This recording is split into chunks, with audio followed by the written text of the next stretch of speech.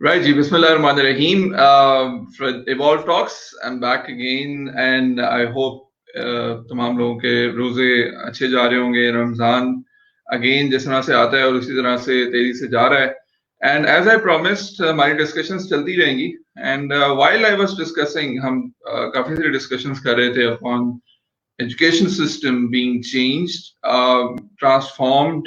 काफी सारी चीजें इस COVID-19 lockdown, even though there are things which are getting normal, but the things will have a permanent effect. A lot of people are talking about it. But education के वाले से हम ये बात कर रहे हैं. So I decided to bring on upon a person who was a mentor, is a mentor. I happen to have worked with him in diverse capacities, and he has worked with me in diverse capacities as well. We worked upon few projects together. He's a big name in education sector, not only in Pakistan but also in UAE. And nobody better who talks about positivity, transformation, connectivity, and most important, बहुत important that if I look back at his life, he's the one who has connected so many people with so many people for their better future and future jobs, and I think that is one of the hallmark. So I very warmly welcome Mr. Rashid Khalid. He is a corporate affair expert and educational specialist. So Rashid Saab, thank you very much for joining Evolve. Assalamu alaikum, and thank you, Daniel, for bringing me on live with yourself. It's been a very good experience. Honestly, been working with you over the years, and a very good relationship. Or no doubt, we have a long history of good memories with ourselves, and those memories are always bring us closer and closer. And that's one of the reasons that today again, few days back when you contact me, I was following you up on Evolve. First of all, many congrats for bringing out such a lovely channel. No doubt, it's a transformation for everybody, and you brought it at the right time. And that's the way we all, especially people who are into the stage of contributing somehow in any aspects. You actually brought them on one good platform, and that's a commendable job. And I personally feel that there is a much more need of this, and you can bring it out a lot of people. I'm sure that you've been thinking. So first, congrats on this particular area, and Hmm. bring all of us on live. Thank you. Wonderful. Rashid साहब, one of the things I always associate with you, before मैं आपसे पूछूं कि कोई सवाल करूं या बातें करूं, पहले मुझे बताएं how is COVID lockdown coming along? How has Uh, this been experience has been? आप पाकिस्तान में नहीं हैं. I can understand you were in UAE and Dubai. ये कैसा experience था? सोचा भी नहीं था. Well, honestly speaking, yes, it has never been thought of that this is going to happen with us. That one day we've been working and nothing was going wrong, and we personally in our lives we've been working in our particular offices, and plus the life is going on as with the families. We've been every day we've been moving around, going here and there, and eventually one particular day you come to know that. Things are getting bad in a sense in some other countries, and things are not going to give you a chance to move around so frequently and so freely. That is something which has never been coming in our lives. And even if I see this thing with you as well, हम सबके लिए ये बड़ा एक unusual सा एक incident था. Then what happened is like yes, this thing has to be taken care of. And the day when we started up, the good part is in the other part of the world there are aspects of planning it out earlier, and that is something where I would suggest every single organization to start thinking for the future as well. Don't think that this COVID-19 situation is going to be over very soon. We need to plan it out for the next complete 1 to 2 years, because this is how the world has now been doing the things and been planning it out. Same goes with Hmm. us. Personal lives, honestly speaking, कभी नहीं Hmm. सोचा था कि इस तरह आपको 1 महीना 2 महीने आपको इस तरह वर्क फ्रॉम होम करना पड़ेगा. Things are not in the same manner. It's very honestly speaking, for people in the start it is very good to see कि work from home होगा, हम लोग घर पे होंगे. But now when I see, it's very difficult with the family people, especially for me having a daughter with myself.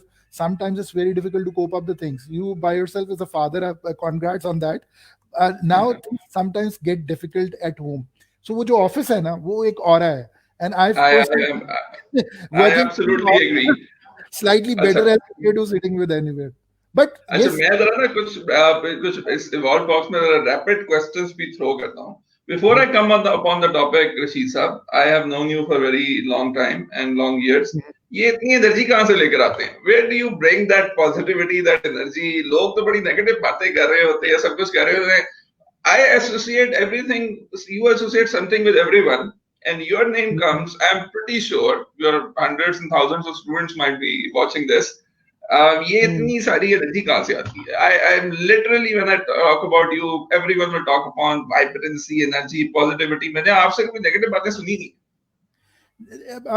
Honestly speaking, हमारे ना surrounds में there are so many negative things. So some people have to be positive enough, and that is what I always personally feel that one should be positive because last मेरा भी कुछ दिन पहले एक और session था, and we were talking about this positivity. We designed something very unusual.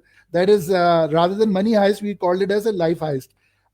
So उसमें भी मेरा जो objective था to come up online and spread it out one positivity.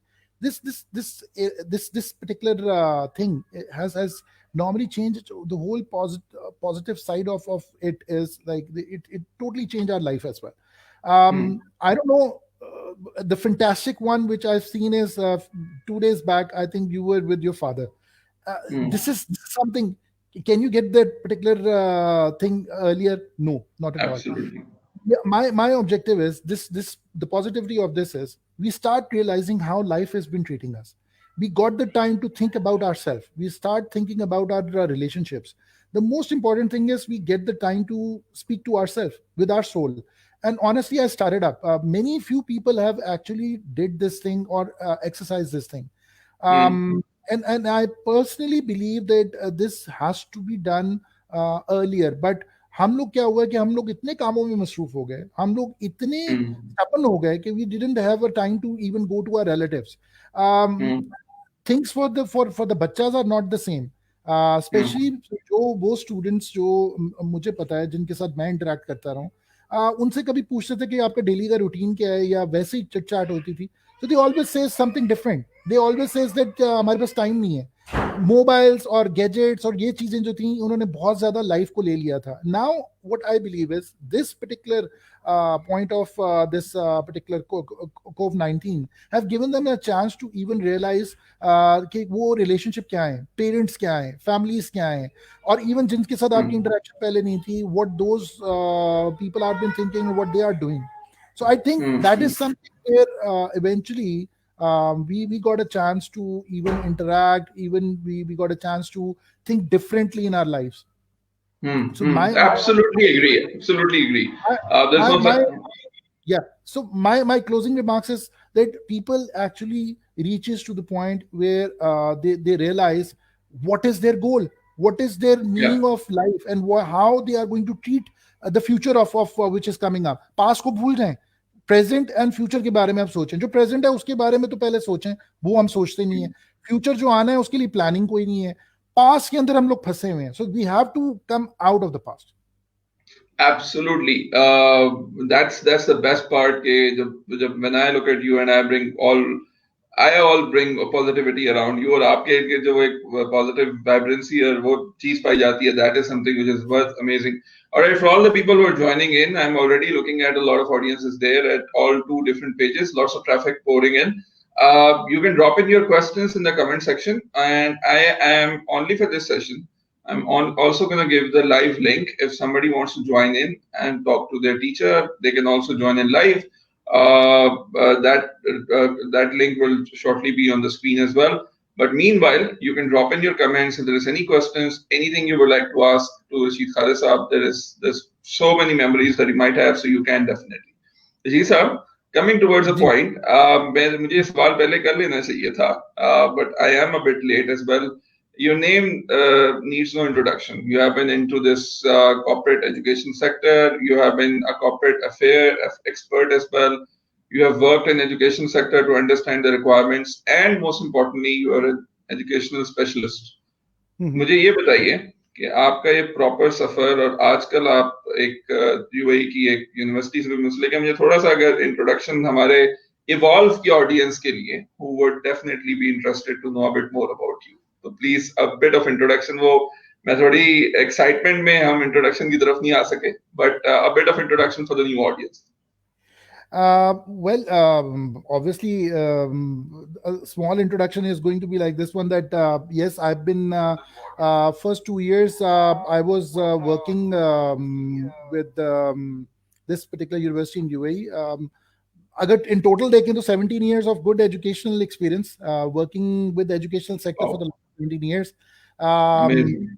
right after I came back to Pakistan, it was a good experience to start with right away with a sector which is of my choice. I'm not going to say that it is by virtue of something कि मुझे कोई job नहीं मिल रही थी. Majority लोगों का ख्याल होता है कि प्रोफेसर लोग जो होते हैं या जो एजुकेशन की फील्ड में जाते हैं वो मेजरली उनको कोई जॉब नहीं मिलती तो वो एजुकेशन में आ जाते हैं. No, it's not like that. My passion was right away at the time when I was studying was to spread it out the knowledge and to share out the knowledge with others. So वो एक अंदर था, एक बोलने की बहुत ज्यादा आदत थी, वो आज भी है. So that actually give me a strength to transform others with my capacity of knowledge. तो उसके ऊपर then I started working, and then eventually what happened is education industry के अंदर रहते रहते मैंने ग्रूम किया. I right away from the beginning I never worked on a position के जहां पर मुझे चैलेंजेस ना मिलें. So I take those challenges. I worked it out with different universities. I worked it out with different educational groups. Entire different experience in Pakistan, abroad. मैंने Turkey में भी पढ़ाया, वहां पर भी एक्सपीरियंस लिया. मैंने यूके में भी पढ़ाया, एक्सपीरियंस लिया, पढ़ा भी. उसके बाद then in Pakistan, I figured it out myself to work with different top universities. I don't want to name it because sometimes ये बड़ा वो एक हो जाता है कि जी आप किसी यूनिवर्सिटी का या किसी इंस्टीट्यूट का नाम लें तो वो बाकी सब. Yes, I worked it out with very good top universities. एक institute खुद बनाया, which is for fashion and textile in Faisalabad. It was an entirely a different experience. 4 years in fashion and textile design, and running entirely a different MBA program with different subjects of textile management. तो And you उसके had one introduction is you also had a very famous brand as well, clothing Malangi, line brand as well, which was या there, Malangi. सो वो Rangi. Experience मेरा वहां से experience start हुआ क्योंकि मेरे साथ जितने भी टीचर्स थे या जितने भी लोग थे वो डिजाइनर्स थे. सो पाकिस्तान के टॉप अच्छे डिजाइनर्स के साथ बड़ा इत्तेफाक हुआ काम करने का. Then I work for as a choreographer at one time, doing some fashion shows abroad internationally. So वो एक्सपीरियंस काफी आगे चलता रहा. फिर उसके बाद then I thought of coming towards the real time of university job. तो उसमें फिर ऑब्वियसली एक प्रिंसिपल से ट्रांसफॉर्म होकर डायरेक्टर के तौर पे एक यूनिवर्सिटी के साथ एसोसिएट हुआ, which was my mother university जहाँ से मैं खुद भी पढ़ा था पहले. So I work there for 8 years, 8 good years as a director. more than alhamdulillah, more than 20,000 students मुझसे पढ़ के निकले. I was good like contributor towards their entrepreneurial side, branding, perception strategy. ये वो सब्जेक्ट्स थे मार्केटिंग के और specially entrepreneurship, जिसके अंदर मैंने काफी लोगों को डेवलप किया और उनके अपने अच्छे खासे बिजनेसेस एस्टैब्लिश किए. On my count Wow. At this moment throughout Pakistan, I claim myself that more than 150 to 200 के करीब बिजनेसेस, स्मॉल बिजनेसेस इस वक्त रनिंग है. और मेरे बहुत से स्टूडेंट्स मेरे साथ हर रोज तकरीबन इंटरेक्ट कर रहे होते हैं, वो लोग जो अपने अपने बिजनेसेस में स्टैब्लिश हो गए. उसके बाद then that contribution take me towards the international standard. मैंने बाहर एक मुझे अपॉर्चुनिटी मिली. then I started working in UAE with a very good university which is under the ministry. So अच्छा एक्सपीरियंस रहा और यहाँ पर अभी एक्सपीरियंस कर रहा हूँ. बीच में मैं वापस पाकिस्तान आया for a small family reason, और वहाँ पर मुझे यूनिवर्सिटी से एक्सक्यूज लेना पड़ा यहाँ पर कि मुझे जाना था because of my family brother and sister के कुछ तबीयत नहीं ठीक थी, तो I have to come back for my sister. तो उसके दरमियान मुझे एक और इंटायरली डिफरेंट एक्सपीरियंस करने को मिला. I worked in Faisalabad again with one of the textile unit. I converted the whole textile group into a hospital, Oh, a medical wow. city. Now, medical college is now running. It's the third admission which is coming up. मैंने पूरा वो medical college establish किया. ना सिर्फ उसकी PMDC से approvals, उसके project की पूरी direction, उस पूरी एक stitching units को convert करना hospital wards के अंदर. मैंने पूरा hospital 550 bed का तैयार करके hand over किया. No, wonderful. वो मेरा एक्सपीरियंस जो था इन medical sciences which is entirely different. मैंने कभी सोचा भी नहीं था. So starting from fashion, coming towards business, coming towards the entirely different medical, it's a very good experience. So I eventually bundle up the things, and this is my career. So that's amazing to know that you have been into education, you have been into business. अभी मैंने बड़ी आपसे entrepreneurship की भी बातें करनी है. ये जो नए नए बिजनेस स्टार्ट करने की जो चीजें होती हैं, जो वर्किंग होती हैं, is that before I go into detail, you mentioned a thing that education is something which always attracted me and you wanted to be in education. आजकल ऐसा नहीं होता.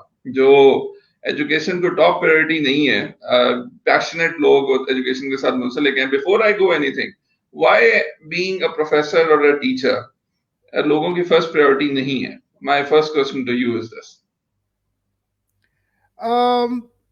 एक तो आई थिंक दानियल, तुम भी जानते हो, तुमने भी पढ़ाया, मैंने भी पढ़ाया. मेजरली हम लोग पैशनेट थे कि हमने पढ़ाना है. फॉर सम हाउ यस, हमें किचन भी चलाना है, हमारे साथ फैमिलीज है. लोगों को जो सबसे ज्यादा पर्सपेक्टिव मुझे जो समझ आया, क्योंकि मैं इस पूरी इंटायर वो एक कहते हैं ना कि एक पूरा एक फैमिली के साथ रहा हूँ पूरी की पूरी इंटायर.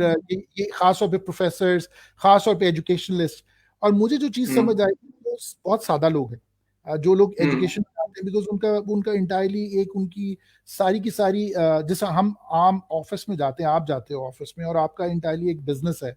तो आप उस बिजनेस के पॉइंट ऑफ व्यू से जाते हो, आपने अपनी एम्प्लॉइज को ट्रीट करना है और वो एम्प्लॉइज का पूरा एक टारगेट है, सेल्स है.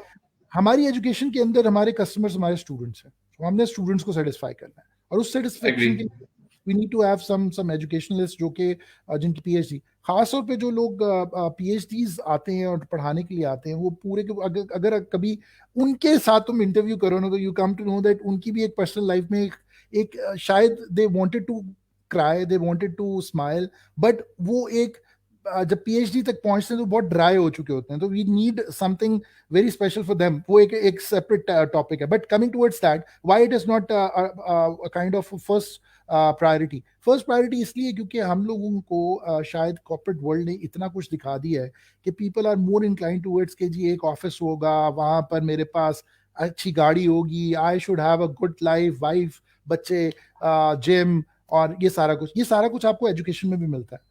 सिर्फ और सिर्फ सोचने की बात यह कि आज एजुकेशन जो है खास तौर पे throughout the world, now they have to understand that it's a corporate entity, it's a kind of a business, and these students are the customers. So we need to tune our employees who are basically faculty into the same manner जैसे corporate world में काम किया जाता है. हम ज्यादातर देखते हैं हमारे खास तौर पे मुझे बड़ा अफसोस होता है कि कुछ स्कूल्स और कॉलेजेस के लेवल पे आपने उस्ताद को अगर कभी देखा हो शलवार कमीज में वेस्ट कोट पहनी होगी या पैंट शर्ट पहनी होगी, टाई लगाना तो दूर की बात. हमने अपने इंस्टीट्यूट्स को, खासतौर पे एजुकेशनल इंस्टीट्यूट्स को, उस तरीके से मॉडिफाई नहीं किया कि जहां पर हम उस्ताद को भी उतना ही इक्वल दर्जा दें जिस तरह एक कॉर्पोरेट का एक मैनेजर होता है या एक कॉर्पोरेट का सीईओ होता है. जिन यूनिवर्सिटीज के अंदर ये कॉन्सेप्ट्स आने शुरू हो गए हैं, जहां पर आप देखते हैं कि जी अब now there is a new concept के यूनिवर्सिटीज में भी सीईओ होते हैं. यूनिवर्सिटीज के अंदर भी अब आपको entirely non educational people are controlling the businesses as well. वहां पर आपको इंटायरली थोड़ा डिफरेंट माहौल नजर आएगा और वहां पर आपको इंटायरली लोग वो आने शुरू हो गए हैं कि जो लोग कॉर्पोरेट से निकल के एजुकेशन को ज्वाइन कर रहे हैं. और उसकी रीजन ये हुई कि वो डिफरेंट मॉडल जो था वो हमें हार्वर्ड से मिला, डिफरेंट मॉडल हमें मिला डिफरेंट बाहर की बर्कले यूनिवर्सिटी को आप देख लें वहां पर क्या हो रहा है. मैं सिर्फ अब थोड़ी सी बात करता हूँ, हार्वर्ड की बात देख लें, टोयोटा का सीईओ वहां पर जाता है और वहां पर जाके लेक्चर करता है. सोनी का सीईओ जाता है, वहां जाके लेक्चर करता है. Now recently we have seen the top companies, 500 companies में से, फोर्ब्स 500 में से almost I think so 250 companies Harvard cover कर चुका है. तमाम टॉप आके वहां पर जा रहे हैं. उसकी रीजन ये है कि वो इंटायरली डिफरेंट एक उनकी मेन स्ट्रीम है एजुकेशन की. They wanted to create people out of those people who have experience, जिनके पास प्रैक्टिकल एक्सपीरियंस है. सो अब by virtue of that one, अब बहुत जरूरी हो गया है कि हम इसकी बैक, असल में हुआ ये कि हमने सिर्फ फ्रंट एंड पे देखा. अब बैक एंड पे जब देखेंगे और लोगों को आप बताएंगे कि ये प्रोफेशन एक ऐसा है जिसके अंदर टेक्निकलिटीज भी हैं, जिनके अंदर आपको अपने आप को एक कॉर्पोरेट वर्ल्ड के साथ भी लेके जाना है, जिसके अंदर आपने सिर्फ और सिर्फ एक प्रोफेसर नहीं रहना, बल्कि आपका एक लॉन्ग टर्म आपका एम्बिशन भी इसमें फॉलो अप होगा. मैं इसकी कड़ियां मिला रहा हूँ, टाइम थोड़ा है, बट अदरवाइज ये एक बहुत बड़ी डिबेट है, इसके ऊपर मेरा बहुत एक्सपीरियंस है. माय ऑब्जेक्टिव इज कि अब आने वाले वक्त में हमें स्टूडेंट्स को जब क्लासेस के अंदर हम पढ़ा रहे होते हैं, तो हम ये गलती हमसे भी हो रही है, हम उनको सिर्फ ट्रेन कर रहे होते हैं एमएनसीज के लिए. हम उनको ट्रेन कर रहे होते हैं कि जी इंटायरली पूरी दुनिया की रिक्वायरमेंट आप लोग हैं, आपने जाना है टेलीकॉम के अंदर, आपने जाना है इंजीनियरिंग के अंदर, आपने जाना है मेडिकल के अंदर, आपने जाना. कोई किसी को आज साइंटिस्ट नहीं बना रहा. आज सबसे ज्यादा आपको जरूरत पड़नी शुरू हो गई है. कोई उसको उस्ताद नहीं बना रहा. आपके मुआशरे में आज बदतमीजी इतनी बढ़ती जा रही है बिकॉज उस्ताद कम होते जा रहे हैं, और अगर जो आ रहे हैं उनकी उनकी उनकी बैकग्राउंड में उनकी ट्रेनिंग्स वैसी नहीं हुई हुई. हम लोग जब ट्रेन हो रहे थे तो हमारे पास जो हमारे टीचर्स थे या हमारे उस्ताद थे, दे वर इंटायरली डिफरेंट. उनका एक एक्सपीरियंस था, उन्होंने अपने आप को ट्रांसफॉर्म किया, उन्होंने हमें ट्रांसफॉर्म किया.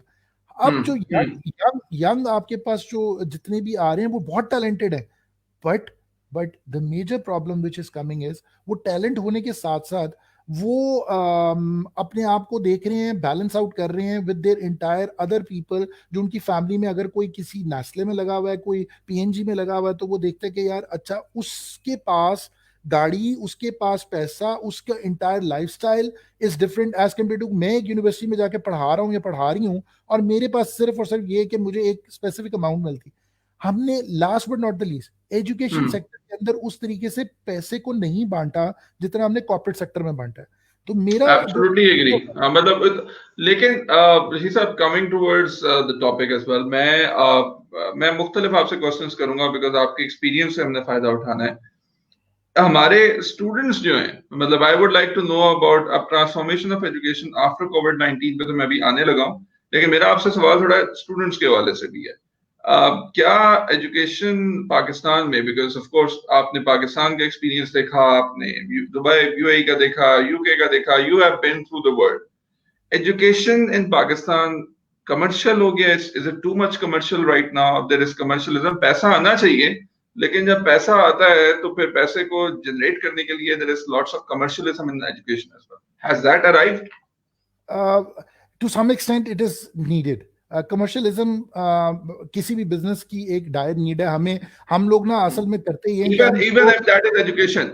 मैं एक बात बताने लगा हूँ. कई दफा ना लोग बहुत डरते हैं. मैं अगर ये क्वेश्चन इस वक्त डॉक्टर अताउर रहमान से करूंगा ना, तो वो भी शायद मेरे से एग्री करेंगे कि Rashid, you are talking right about this commercialism. हर चीज इस वक्त कमर्शियलिज्म के साथ अटैच्ड है. आई थिंक मेरे ख्याल में हमें ये आंखें बंद करके ना वो कबूतर वाला काम नहीं करना चाहिए कि कमर्शियल नहीं होना चाहिए.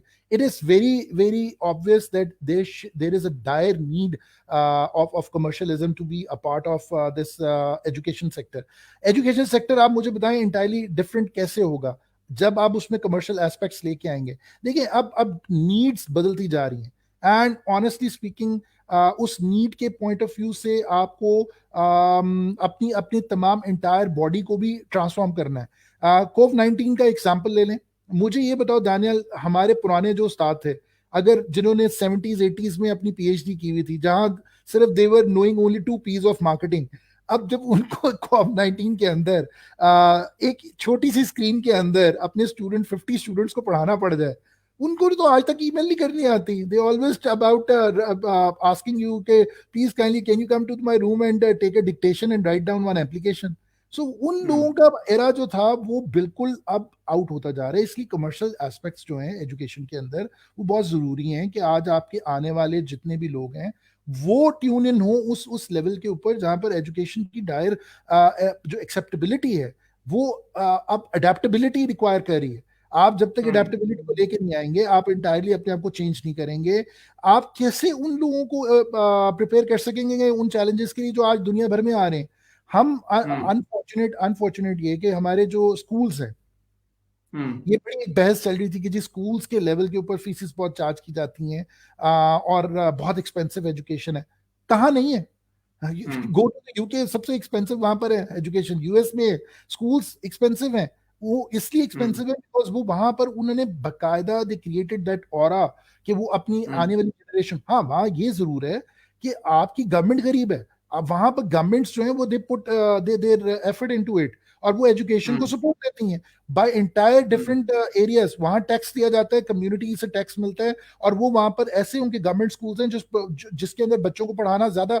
मेरे लंदन में बहुत दोस्त हैं, उनके सबके बच्चे गवर्नमेंट स्कूल्स में हैं, इंटायरली इनटू द गवर्नमेंट, वो they prefer to take them to the government schools. Why? Because education standard बहुत अच्छा है, वहां पर एजुकेशन दी बहुत अच्छी जा रही है। हमें जो इस वक्त जो सबसे बड़ा प्रॉब्लम आ रहा है वो ये आ रहा है कि आपके कमर्शियल एस्पेक्ट्स भी होने चाहिए, एजुकेशन का पर्सपेक्टिव भी होना चाहिए। अब हाँ, ये अब मैनेजमेंट पे मुनस्सर है कि जितनी भी स्कूल्स, कॉलेजेस, यूनिवर्सिटीज की मैनेजमेंट है, they are only not specific of earning by for themselves, they have to spread that money into their resources. Resources क्या है? नंबर वन, फैकल्टी को ट्रेन करें। आज सबसे बड़ा प्रॉब्लम जो इस वक्त मुझे नजर आ रहा है वो ये नजर आ रहा है कि पाकिस्तान के पर्सपेक्टिव में मैं बात करूंगा, ट्रेनिंग और खास तौर पे लर्निंग का एस्पेक्ट गायब होता जा रहा है। हमारे टीचर्स जो हैं वो 5-5, 10-10 साल से बुक्स पकड़ी हुई हैं, एक नई बुक चेंज कर ली, कभी लेक्चर चेंज नहीं किए, कभी उनकी पावर पॉइंट की स्लाइडें नहीं बदली, ना कभी उनका स्टाइल बदला है, वो जा रहा है। उनको बहुत प्रॉब्लम आई इस कोविड-19 में। उनके लिए ये प्रॉब्लम ये था कि अब मैं ऑनलाइन जाऊंगा, मेरा पूरा दुनिया मुझे देख रही है। और एक और पर्सपेक्टिव भी था, वो ये था कि जी ऑनलाइन जाने में और क्लास के अंदर पढ़ाने में बहुत फर्क था। एक पेपर लेके फोटोकॉपी करके क्विज ले लिया, असाइनमेंट ले ली, चेक किया, नंबर लगाए, 10 में से 9 दिए और सब पास, ABC लगाए और खत्म। Now they have to come and prepare themselves on these particular lines. अब वो पर्सपेक्टिव जो है, अब कमर्शियलिज्म ये है कि कमर्शियलिज्म अब यूनिवर्सिटीज को भी बाउंड करेगा कि वो सिर्फ और सिर्फ फोकस ना करें कि आपके पैरामीटर्स यही हैं कि आपने PhDs रखने। No, there is an entirely different aspects of the education. अभी हम उस पर आएंगे। कमर्शियलिज्म ये है कि अगर आपने अपनी ऑर्गेनाइजेशंस को आज कमर्शियली एक्सेप्टेबल ना बनाया, खास तौर पे एजुकेशन सीकर्स के लिए, तो आपके पास अब स्टूडेंट आना भी बंद हो जाएंगे, बिकॉज उनकी लर्निंग गूगल से हो रही है, उनकी लर्निंग अब बहुत बहुत से एरिया से हो रही है। अब यूनिवर्सिटीज को, एजुकेशनल इंस्टीट्यूट्स को अपने लर्निंग हब्स बदलने पड़ेंगे। उसके लिए सबसे पहला काम ये करना पड़ेगा, अपनी जितनी भी एफर्ट्स हैं वो अपने रिसोर्सेज, खास तौर पे टीचर्स के ऊपर, स्टाफ के ऊपर लगाएं, उनको ट्रेन करें, ट्रेनिंग एकेडमीज अपनी इंटरनली बनाएं।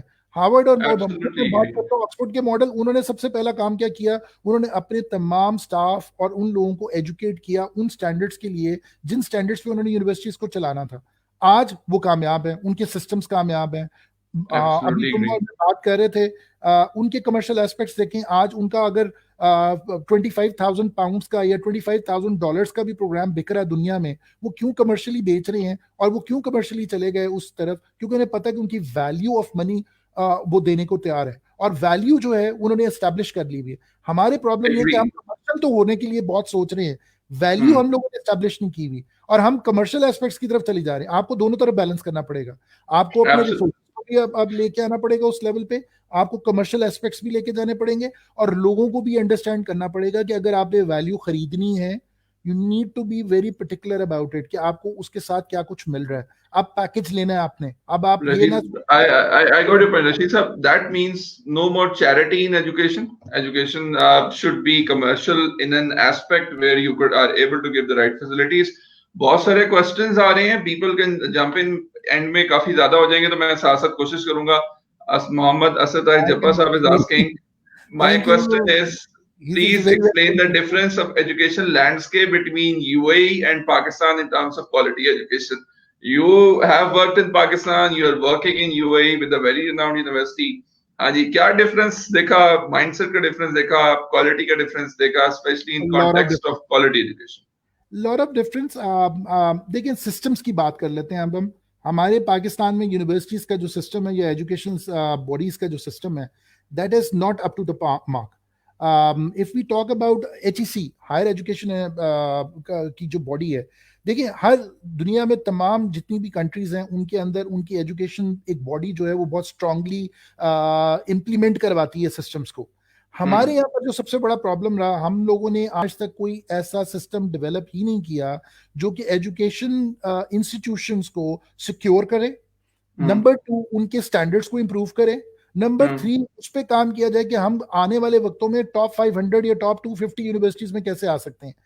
दानियल, बड़ा अफसोस होता है when I see that Pakistan की कोई यूनिवर्सिटी भी जो है वो टॉप 500 में बड़ी मुश्किल कोई एक आधी हो, या उसके कोई स्टैंडर्ड्स ऐसे हों कि जो आप इंटरनेशनली यूनिवर्सिटीज के साथ कंपेयर करें तो उनसे मीटअप कर सकें। हमारी यूनिवर्सिटीज में क्या हो रहा है, हमारी यूनिवर्सिटीज में रिसर्च और हमारा एक ही मुसीबत है, कितनी हम लोगों ने रिसर्च करनी है उसके बारे में वी आर नॉट प्लान्ड। हमारी यूनिवर्सिटीज के अंदर रिसर्च के बारे में तो आप अगर सोचें, इतने प्रोफेसर हैं जिनके रिसर्च पेपर्स जो हैं वो सिर्फ कूड़ेदान में पड़े हुए हैं। उसकी रीजन ये कि क्वालिटी नहीं है रिसर्च के हम्म। ऊपर। उन्होंने कभी उस तरीके से इंटरनेशनल स्टैंडर्ड्स पे, वो पढ़ के बाहर से आए हैं मगर आके यहाँ पर इंप्लीमेंट नहीं करा पाए। उसकी रीजन ये कि आपकी जो एक अर्ज थी लोगों के अंदर, जो हम पीएचडी के लिए लोगों को बाहर भेजते हैं, हमारे अपने मुल्क के अंदर पीएचडी के स्टैंडर्ड्स क्या हैं, एजुकेशन के स्टैंडर्ड्स क्या हैं। नाउ कमिंग टुवर्ड्स, हम तीन लेवल्स को ले लेते हैं। One is the hmm. School, one is the hmm. College and one is the higher education which is the university. Now अगर हम उसको कंपेयर करें इंटरनेशनली, तो हमारे स्कूल्स की एजुकेशन की ग्राउंड्स बहुत मजबूत हैं, बट एकेडमीज ने उनका बेड़ा गर्क कर दिया। हम स्कूल्स के अंदर एजुकेशन को उस तरीके से इम्प्लीमेंट करवा नहीं सके जिसके बाद हमारे पास ये होना चाहिए था कि रिजल्ट एट द एंड ये हो कि हम कैरियर ओरिएंटेड स्टूडेंट्स को निकाल सकें। बच्चे की साइकोलॉजिकल जो नीड्स हैं उसको हम मॉनिटर नहीं करते at the right time and in the schools. Why? Because वहां पर जो सबसे बड़ा प्रॉब्लम आ रहा है बच्चों के साथ, वहां पर अच्छी कोचिंग नहीं है, वहां पर कैरियर गाइडेंस नहीं है। इंटरनेशनल स्टैंडर्ड्स में अगर हम जाते हैं तो वहां स्कूल्स के लेवल पे, यूनिवर्सिटीज के लेवल पे, कॉलेज के लेवल पे हर जगह पर लाइफ कोच है, हर जगह पर कैरियर कोच है। वहां पर कोचिंग की जाती है, बकायदा बताया जाता है कि बेटा आप आर्ट्स के अंदर अपनी लाइफ को बना सकते हो because you have a very good capacity of drawing. हम जबरदस्ती, एक बच्चे में आर्ट्स का बहुत अच्छा शौक है, हम उसको जबरदस्ती उठा के कह रहे हैं नहीं तुमने डॉक्टर बनना है, तुमने इंजीनियर बनना है। प्रेशर्स हैं, सोसाइटी के प्रेशर्स हैं, घर के प्रेशर्स हैं, ऊपर से एजुकेशनल इंस्टीट्यूट्स के प्रेशर्स हैं। सो हमारे वहां पर आज तक कभी ये काम नहीं हुआ कि हमने कैरियर गाइडेंस, हमने वहां पर पर्सपेक्टिव ऑफ उसकी एजुकेशनल ग्रोथ को हमने मॉनिटर नहीं किया। So this is somewhere where I see that there is a big problem, खास तौर पे कि हमारे जितने भी कॉलेजेस हों, यूनिवर्सिटीज हों या स्कूल्स हों, वहां पर जो स्टूडेंट आ रहा है उसको अपने फ्यूचर के बारे में कुछ नहीं पता। वो बाय वर्च्यू ऑफ या अपने पेरेंट्स, बाय वर्च्यू ऑफ या अपने हालात के मुताबिक चलता जा रहा है। वहां पर आप देखिए, आप यूके के अंदर वो लोग वोकेशनल एजुकेशन को बहुत तवज्जो देते हैं। पाकिस्तान एब्सोल्युटली में एग्री। पाकिस्तान में किसी ने आज तक, हमने कहा जी स्टैंडर्ड्स हमने कंपेयर करने हैं, पहले तो आप एक स्टैंडर्ड कंपेयर करें। आपके स्कूल्स में से बच्चा निकलता है, आपको नजर आ रहा है कि वो अच्छा प्लम्बर बन सकता है, अच्छा इलेक्ट्रिशियन बन सकता है। नहीं, तुमने इंजीनियरिंग करनी, उसे अच्छा प्लम्बर बनने दें, उसे अच्छा इंजीनियर बनने दें। ही कैन आप एक्सेल इन। उसको आप उसको मैट्रिक तक लेके जाते हैं इस उम्मीद दिलाकर कि भाई तूने इंजीनियर या डॉक्टर बनना है, और फिर उसके बाद मैट्रिक के बाद उसकी पढ़ाई रुक जाती है, वो स्किल भी नहीं ले चुका होता, तो इसलिए स्किल्स पाकिस्तान में प्रमोट नहीं हो रही। बिल्कुल नहीं हुई। और एक और इम्पॉर्टेंट चीज, जो सबसे ज्यादा मुझे जो प्रॉब्लम आ रहा है वो ये आ रहा है कि अभी मेरा एक अपना पर्सपेक्टिव है और लोगों को इस पे एतराज हो सकता है। आई थिंक पाकिस्तान के अंदर they we daily need to have one educational system. अभी तक नहीं मुझे पता कि बच्चा कंफ्यूज है, मैट्रिक करना है नहीं करना। तुम्हारा कजन जो है वो ओ लेवल्स में जा रहा है, ए लेवल्स में जा रहा है, तुम्हारी कजन ने ए लेवल्स में ये कर लिया, चाहे वो उससे 4 सीज लिए हों, बट आपने ए लेवल्स में जाना है, बच्चा कर ही नहीं सकता। आप एक लेवल सेट करें, आपने अपने इंटायरली यूथ को किस में लेके जाना है। आपने मैट्रिक सिस्टम रखना है तो मैट्रिक सिस्टम रखें, आपने ए लेवल्स ओ लेवल्स रखना है तो आप उसको प्रमोट करें, बट अपने फोकस पॉइंट्स को पहले आइडेंटिफाई कर लें। अब जब हम बात कर रहे हैं, जो असद साहब ने बात की कि जी अगर आप दोनों को स्टैंडर्ड्स को कंपेयर करके देखें, कंपैरिजन नहीं है। कंपैरिजन इसलिए नहीं है क्योंकि उसकी रीजन ये है कि आप एप्पल और ऑरेंजेस को कंपेयर तो कर ही नहीं सकते। पाकिस्तान में एजुकेशन के, मैंने जैसे आपको कहा, रिसर्च की पॉइंट ऑफ व्यू से कुछ भी नहीं हुआ। हमने जितना HEC का पैसा था, हमने लोगों को बाहर भेजा, वो वापस नहीं आए। जो आए भी तो उन लोगों के लिए अपॉर्चुनिटी क्या थी कि बाहर की यूनिवर्सिटी जिससे उन्होंने PhD की, वहां पर इतनी अच्छी अपॉर्चुनिटी उसको दे रहे हैं कि जी ठीक है तुम हमें ज्वाइन करो, इतने डॉलर्स मिलेंगे, इतने पाउंड्स मिलेंगे। वो जब पाकिस्तान में आता है तो एक गवर्नमेंट कॉलेज, एक गवर्नमेंट यूनिवर्सिटी जिसने उसको सपोर्ट किया होता है फॉर PhD, वहां पर उसको एक, मेरे काफी दोस्त करके आए हैं, उनको उसको ऑफर किया हुआ 90,000 रुपीज। वो कहता है मेरे 2 बच्चे हैं, मेरी वाइफ है, मैं इतने पैसे लगा के बाहर से आया हूँ, why should I come back and serve the university over here. हमने टैलेंट भी अपना ब्रेन आउट कर दिया, सबसे ज्यादा ब्रेन ड्रेन हुआ। अब बात आती है कि आपने अगर एजुकेशन सिस्टम्स को सही करना है तो उसमें पॉलिसी मेकिंग आपको करनी पड़ेगी। यहाँ पर जो स्टैंडर्ड्स हैं, या इंटरनेशनली मैं यूके में स्टैंडर्ड्स देखे, मैंने टर्की में स्टैंडर्ड्स देखे, वहाँ हायर एजुकेशन को, वहाँ पर टर्शरी एजुकेशन को, वहाँ पर स्कूल एजुकेशन को, वहाँ पर स्किल एजुकेशन को, उन्होंने तमाम लेवल्स को अपने अलग अलग आइडेंटिफाई किया और उन्होंने अगले 5-5 साल के प्लान सेट किए में। उनको पता है कितने स्टूडेंट्स को या कितनी हमने एजुकेशन के अंदर कितनी इन्वेस्टमेंट करनी है, क्या हमने निकालना है, इसका अल्टीमेटली रिजल्ट क्या होगा, कितने लोग बेंच में बाहर बैठेंगे फॉर जॉब्स के लिए, कितने लोग एंटरप्रेन्योरशिप को अडॉप्ट करेंगे और वो अपने बिजनेसेस की तरफ जाएंगे। वहां एक इंटायरली डिफरेंट सेटअप है। यहाँ जिन सिस्टम्स में हम काम कर रहे हैं या मैं जिस एक्सपीरियंसेस से गुजर रहा हूं, मैं सिर्फ एक जेनेरिक बात करूंगा। यहाँ के सिस्टम्स ये आपको कहते हैं कि जी आपको पुश नहीं करना, आपने अपने इवेंचुअली एजुकेशन सिस्टम में डलना है और उसके बाद इवेंचुअली आपने अपने गोल्स और ऑब्जेक्टिव्स आइडेंटिफाई करने हैं और उनको रीच आउट करना है। At the end of the day what product we are making for the entire market जिसके अंदर उसकी रिक्वायरमेंट है, यही काम अब आपको वहां पर करना है। आप पहले एरियाज तो आइडेंटिफाई करें, हमारे वहां पर सेक्टर्स ही आइडेंटिफाइड नहीं है। कभी आज तक पाकिस्तान में स्टडी हुई कि एक इंडस्ट्री के अंदर, जैसे आपका एक शोबा है, मैं कहता हूँ इंजीनियरिंग के अंदर कितने सेक्टर्स हैं, इंजीनियरिंग सेक्टर के अंदर कितनी इंडस्ट्रीज हैं, कितनी इंडस्ट्रीज की कितनी डायर नीड है, अगले 10 साल का एक डाटा तो ले और पिछले 10 साल के डाटा को स्टडी करें। कितने लोग इंजीनियरिंग में कहाँ कहाँ पर गए, कौन सी जॉब को स्टार्ट किया, कितने पैसों पर स्टार्ट किया। उसके बाद उस स्टडी की बेस के ऊपर आपने इंटायरली अपना एक फोकस पॉइंट बनाना है। आपका एक पूरा आई वुड से एक स्प्रेडशीट बनेगी, उस पे बेस करते हुए आप अपने अपने अपने स्टूडेंट्स को क्लास के अंदर बता सकते हैं कि देखो जिस चीज के अंदर तुम पढ़ने जा रहे हो या जिस चीज के बाद अगले 2 साल 4 साल में तुम ग्रेजुएट होगे, market is standing over here, dire need ये है, तुमने इस तरफ जाना है, तुम्हारे एरियाज ऑफ डायरेक्शन ये होने चाहिए, इनमें जॉब्स अपॉर्चुनिटीज हैं। हम क्या कर रहे हैं, हम एजुकेशन सिर्फ और सिर्फ बेच रहे हैं। हमारा कस्टमर मौजूद है, खरीद रहा है, बेचने के बाद जिस दिन वो यूनिवर्सिटी से आउट होता है हम कहते हैं अब वापस मत आना। हमारा कोई डायरेक्शन नहीं है, हम कुछ उनके लिए नहीं कर रहे। मैं ना वही आपसे अगला क्वेश्चन में यही करने वाला था। ये क्वेश्चन आया भी है सैयद मोहम्मद यूसुफ यासीन जई का, कोयटा से, इज वाचिंग अस। इन्होंने कहा जी good idea sir, I agree with you, education institutes corporate base पर रन होने चाहिए मौजूदा हालात के मद्देनजर। अब ये जो यूसुफ यासीन जई का क्वेश्चन है, मैं आपसे एक सवाल करता हूँ। आप कहते हैं जी कमर्शियलिज्म करें।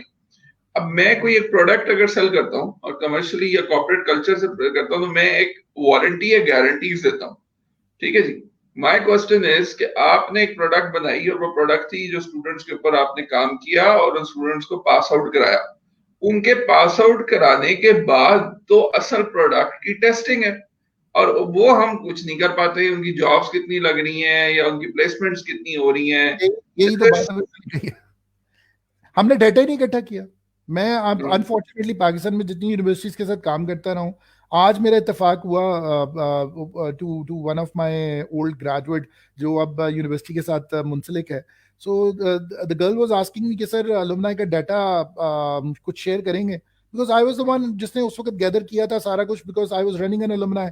तो मैंने वो उसके साथ शेयर कर दिया, मैं कि ये फेसबुक पेजेस हैं, इनके ऊपर सब लोगों को कांटेक्ट कर सकते हो। बात आती है एजुकेशनल इंस्टीट्यूट्स ने सिर्फ और सिर्फ कमर्शियल एस्पेक्ट्स तो देखे, बट उन कमर्शियल एस्पेक्ट्स के साथ बहुत सी चीजें अटैच थी।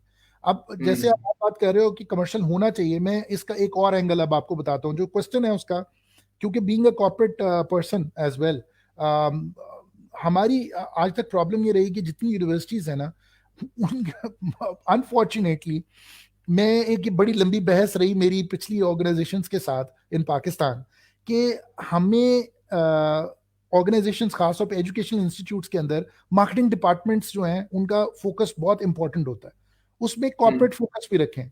उसकी रीजन ये है कि आप देखें कि आज आप जितनी भी ऑर्गेनाइजेशंस हैं खासतौर पे एजुकेशनल इंस्टीट्यूट्स, वो कैरियर फेयर तो करवा लेती हैं, मगर उनका हम्म। कनेक्ट नहीं है उनके साथ, ना वो कुछ कर पाती हैं, ना ही उन हर दफा हर साल में एक दफा आपने सारे कॉर्पोरेट्स को जमा किया, कैंप लगाया, उनको उनके स्टॉल्स में खड़ा किया, कहा जी ये हमारे ग्रेजुएट्स हैं, इनके सीवी ले जाएं। कितना चांस आपने आज तक उन यूनिवर्सिटीज को आज तक कमर्शियल होने का, जो मैंने बात की थी, कि आपने कभी जॉइंट प्रोजेक्ट्स किए हो, आपने कभी अपने फैकल्टी को कहा हो कि भाई तुमने समर के अंदर 2 महीने अपने स्टूडेंट्स के साथ, तुम लोगों ने सिर्फ बच्चों ने इंटर्नशिप नहीं करनी, फैकल्टी ने भी इंटर्नशिप करनी, जाओ जाके प्रोजेक्ट्स करो इंडस्ट्री के साथ। आपने अपनी हम्म। इंटरेक्शन ही नहीं बनाई। पाकिस्तान में इस हम्म। वक्त किसी एक यूनिवर्सिटी के पास कोई मॉडल नहीं है। अल्हम्दुलिल्लाह I was the one first one जिसने एचईसी में पहला मॉडल एक दफा दिया था, way back when there was a chance. But unfortunately मैंने उसके बाद सोचा पाकिस्तान से चला जाऊं, हम भी वो एक ब्रेन ड्रेन वाला कॉन्सेप्ट था, फिर मैं चला गया। बट उस वक्त मेरी यही बात हुई थी कि how we can make our educational institutes as a commercial entities, जहां पर आप बात कर रहे हैं कि आप वो प्रोडक्ट्स के ऊपर काम कर सकते हैं, उन प्रोजेक्ट्स पे काम कर हम्म। सकते हैं जिसपे इंडस्ट्री की कॉस्ट बहुत हाई आती है। और जब एजुकेशनल इंस्टीट्यूट्स उन उन प्रोजेक्ट्स के ऊपर काम करेंगे, स्टूडेंट्स आपका रिसर्च के ऊपर काम कर सकेगा, गैदर करना होता है डाटा, आपकी बहुत कॉस्टिंग होती है जो आपकी बिल्कुल मिनिमाइज हो जाती है जब आपके पास एक फैकल्टी, एक स्टूडेंट्स की पूरी टीम, और आप उसको एक कमर्शियल प्रोजेक्ट पर करा देते हैं, जी मुझे इस पे रिसर्च चाहिए। And Daniyal, you were the first one जिसके साथ हमने काम भी किया था, कि आप अगर सोलर के अंदर काम कर रहे हैं, इफ यू रिमेंबर, हमने कुछ स्टूडेंट्स को लगाया कि जी ठीक है सोलर का डाटा लो, डिफरेंट एरियाज में जाओ, गुलबर्ग का एरिया है, मॉल टाउन का एरिया है, जाओ और जाके देखो कितनी छतों के ऊपर कितने लोगों ने लगाया हुआ। पता लगा जी हम्म। ऑलरेडी जो बिजनेस आप लेके आ रहे हैं उसकी नीड ऑलरेडी मौजूद है, लोगों की एक रिक्वायरमेंट है, मगर लोगों को पता नहीं है क्योंकि उनके पास कॉस्टिंग नहीं है। अच्छा, उसके ऊपर इंटायरली आपके पास एक अच्छा मॉडल क्या बना कि आप अगर फैकल्टी को लगा दें और उसके साथ एक माइंड आपने सीनियर माइंड लगा दिया जो कि आपका रिसर्च का जिसका कॉन्सेप्ट था, उससे स्टूडेंट्स को मॉडल्स बना के देने हैं और उसने उनके साथ इंटायरली उस प्रोजेक्ट पे काम करना है। कमर्शियल एस्पेक्ट क्या है, ऑर्गेनाइजेशन से कहें जी ये फ्री नहीं होगा, आपको ऑटोमेटिकली इसके ऊपर एक कमर्शियल ऑब्जेक्टिव आपका रिजॉल्व होगा, आपने पैसा कमाना है, हमें उसका 10% दे दें। उन स्टूडेंट्स को जिस तरह इंटर्नशिप पे एक स्टाइपेंड मिलती है, आप स्टाइपेंड की बजाय उस पूरे प्रोजेक्ट की कॉस्टिंग के करें और उसके ऊपर कहें जी, कंपनीज को कहें कि जी आपका अगर खुद से रिसर्च करनी पड़े, खुद से एम्प्लॉयज लेने पड़े, इतने नंबर ऑफ स्टूडेंट्स को या लोगों को इंगेज करना पड़े, तो आपकी कॉस्ट आती है 4 लाख रुपए। आप इसमें से कुछ ना करें, आप 1 लाख रुपया सिर्फ दें यूनिवर्सिटी को या 2 लाख रुपया दें यूनिवर्सिटी को, 50% of the cost, and the faculty and the students उनके ग्रुप बनाएं और उनको लगा दें। 2-2 माह में आपके पास प्रोजेक्ट्स की अच्छी खासी फिजिबिलिटीज बन के आ जाती हैं। वो कॉस्ट जो आपको 4 लाख लगनी थी वो 2 लाख में आ गई। ये है commercial aspects of the organization, ये है corporate engagement of the universities. आज हो क्या रहा है कि यूनिवर्सिटीज के अंदर हमारे मार्केटिंग डिपार्टमेंट्स नहीं है, कॉर्पोरेट अफेयर्स नहीं है। मैं तो खैर अल्हम्दुलिल्लाह I been working over here, so मेरा एक्सपीरियंस और रहा, मैं कमर्शियली जाके यूनिवर्सिटीज के पॉइंट ऑफ व्यू से जाके लोगों को मिलता हूँ। बट कितनी यूनिवर्सिटीज पाकिस्तान में जिनके अभी तक अपने खुद के पेटेंट्स निकले? I, I, मतलब I absolutely agree कि वो quality of education Rishi साहब we is not able to achieve. Now a very important question has been put in. There are some questions which are coming in, and I believe a question has been put in by one of your students, Zainul Abdeen. He says, Sir Rashid, how do you think education and lives of international students are affected due to COVID-19? मैं जरा international में local भी शामिल कर लूंगा, Pakistani perspective मेरे जहन में भी अहम है। ये कोविड-19 के बाद रफी साहब क्या होगा, दुनिया कैसे बदलेगी, एजुकेशन अब आगे वर्ल्ड, थ्रो टॉपिक सम पे लाइट जाते अपॉन दैट। हैं। अच्छा, कोविड-19 ने बड़ा इंटरेस्टिंग चेंज एक डेवलप किया। ऑब्वियसली स्टूडेंट्स यूज्ड टू थे अपनी क्लासरूम्स में आके पढ़ने के लिए, उनका एक अपना एक वे आउट होता है कि इंटरनेशनली स्टूडेंट्स ज़रा डिफरेंट होते हैं क्योंकि उनका पर्सपेक्टिव ये होता है कि वो लोग काम भी करते हैं। पाकिस्तान में ज़्यादातर स्टूडेंट्स जो हैं, मैंने जो देखा यूनिवर्सिटीज़ के अंदर, yes very few exceptions are working as well as been studying, but majorly अपने माँ बाप के खर्चे पे ही चल रहे होते हैं। तो यहाँ पर ज़रा डिफरेंट पर्सपेक्टिव होता है। इंटरनेशनली यस काफ़ी इफेक्ट आया। स्टूडेंट्स वो स्टूडेंट्स जो खास तौर पे दे आर वर्किंग स्टूडेंट्स, उनकी क्योंकि ऑब्वियसली जिन लेवल्स के ऊपर वो काम कर रहे होते हैं वहाँ पर थोड़ा सा वर्क फ्रॉम होम और इंटायरली प्रेशर्स बहुत ज़्यादा बढ़ गए, तो डिफरेंट पर्सपेक्टिव है। पहले हम बात करते हैं कि कोविड-19 ने एजुकेशन को क्या दिया, उसके बाद मैं जैन के क्वेश्चन का ज़रूर आंसर दूंगा और स्टूडेंट्स के ऊपर क्या इफेक्ट आया। कोव-19 से पहले का एरा और कोव-19 के बाद का एरा जो है वो इंटायरली एक एक टोटली अनएक्सपेक्टेड तो मैं नहीं कहूंगा, बट ये जरूर है कि unexpected in in some countries like Pakistan, but countries जो कि ऑलरेडी डिफरेंट एरा से गुजर रही होती हैं वो कुछ ना कुछ प्लानिंग करके बैठी होती हैं, और उनकी प्लानिंग्स में ठीक है कोव-19 शामिल नहीं था, बट एटलीस्ट उनकी प्लानिंग में ये जरूर था कि कॉन्टीजेंसी प्लानिंग होती है, उनके फैक्टर्स को वो कैलकुलेट करके चल रहे होते हैं। अब हमारी ऑर्गेनाइजेशंस जो होती हैं, जो भी इंटरनेशनल आप ऑर्गेनाइजेशंस को देखोगे, यूनिवर्सिटीज को देखोगे, उनके अंदर वहां पर हमेशा एक बात याद रखो दानियाल, वो लोग अपने रिस्क कैलकुलेशंस हमेशा करवाते हैं। मैं जिन मैं जिन जिन एक्सपीरियंसेस की बात कर रहा हूँ, वहां पर हमने अपने अगले आने वाले मंथली ईयरली प्लानिंग्स की होती हैं, और वहां पर हम बकायदा तौर पे उसमें अपने रिस्क फैक्टर्स को कैलकुलेट करके बकायदा अपने क्यूए डिपार्टमेंट्स के साथ शेयर कर रहे होते हैं। सो ये चीज पाकिस्तान में मिसिंग है। हमारी क्वालिटी इंश्योरेंस डिपार्टमेंट्स वहां पर कभी इन पे काम ही नहीं करते, ना वहां पर हमारी हायर एजुकेशन मिनिस्ट्रीज जो हैं उन्होंने कभी आज तक इसको कंपेल किया कि अगर अनफोर्सीन इस तरह का कोई भी, ये तो कोव-19 है, इस तरह के कितने डिजास्टर्स आ सकते हैं, और डिजास्टर मैनेजमेंट सेल तो हमारा पाकिस्तान में बना हुआ है, बट अल्टीमेटली उसकी आज तक मुझे आउटकम समझ नहीं आ सकी। आज जब डिजास्टर मैनेजमेंट हुआ तो मुझे बताएं कितनी यूनिवर्सिटीज प्रिपेयर थी, कितने एजुकेशनल इंस्टीट्यूट प्रिपेयर थे, कितने लोगों ने रिस्क कैलकुलेशंस अपनी की हुई थी। Hardly any few organizations have already done that one. एक बहुत मजे का example, I don't want to quote the name of the company, but IT की बहुत बड़ी कंपनी के बारे में एक ऐसा आना शुरू हो गया रूमर कि जी बहुत से एम्प्लॉयज निकाल दिए, और बहुत क्यों भाई, आप लोगों को नहीं पता था कि कल कलां को अगर लेट सपोज नॉट कोव-19, बट अगर आपका इवन यूएस के साथ या अगर बाहर के इंटायर इंटरनेशनल बॉडीज के साथ बिजनेस चल रहा है, कल कलां को आपका किसी एक रीजन के ऊपर आपको बंद कर दिया जाएगा, तो क्या आप उस वक्त भी यही करेंगे कि आप अपने एम्प्लॉयज को निकाल देंगे? लेकिन एक एक रशीद भाई, एक बड़ा रिलेटेड क्वेश्चन है डिस्कशन से के लिए। पाकिस्तानी बिजनेस माइंडसेट थोड़ा सा डिफरेंट है। पाकिस्तानी बिजनेस माइंडसेट में लॉस, मुझे कल मेरे एक फाइनेंशियल एडवाइजर हैं, वो कंसल्टेंट विद मी, वो मुझे एडवाइस दे रहे थे और हम इस पर डिस्कशन किए। वो कहते हैं पाकिस्तानी माइंडसेट लॉस का क्या है कि प्रॉफिट कम हो जाए, ठीक है, हम किसी को इसलिए आउट कर देंगे कि भाई प्रॉफिट्स कमा रहे हैं और प्रॉफिट में थोड़ी कमी हो जाए तो ये लॉस हो गया। ये माइंडसेट भी तो जरा बेहतर करने की जरूरत है ना। Now this is something entirely a different thing, means अब इसमें मैं क्या कमेंट करूं, बिकॉज इसके ऊपर अगर मैं जाऊंगा तो वो फिर एक इंटायरली डिफरेंट डिस्कशन हो जाएगी। Yes, agree, but I don't want to comment on that one, honestly.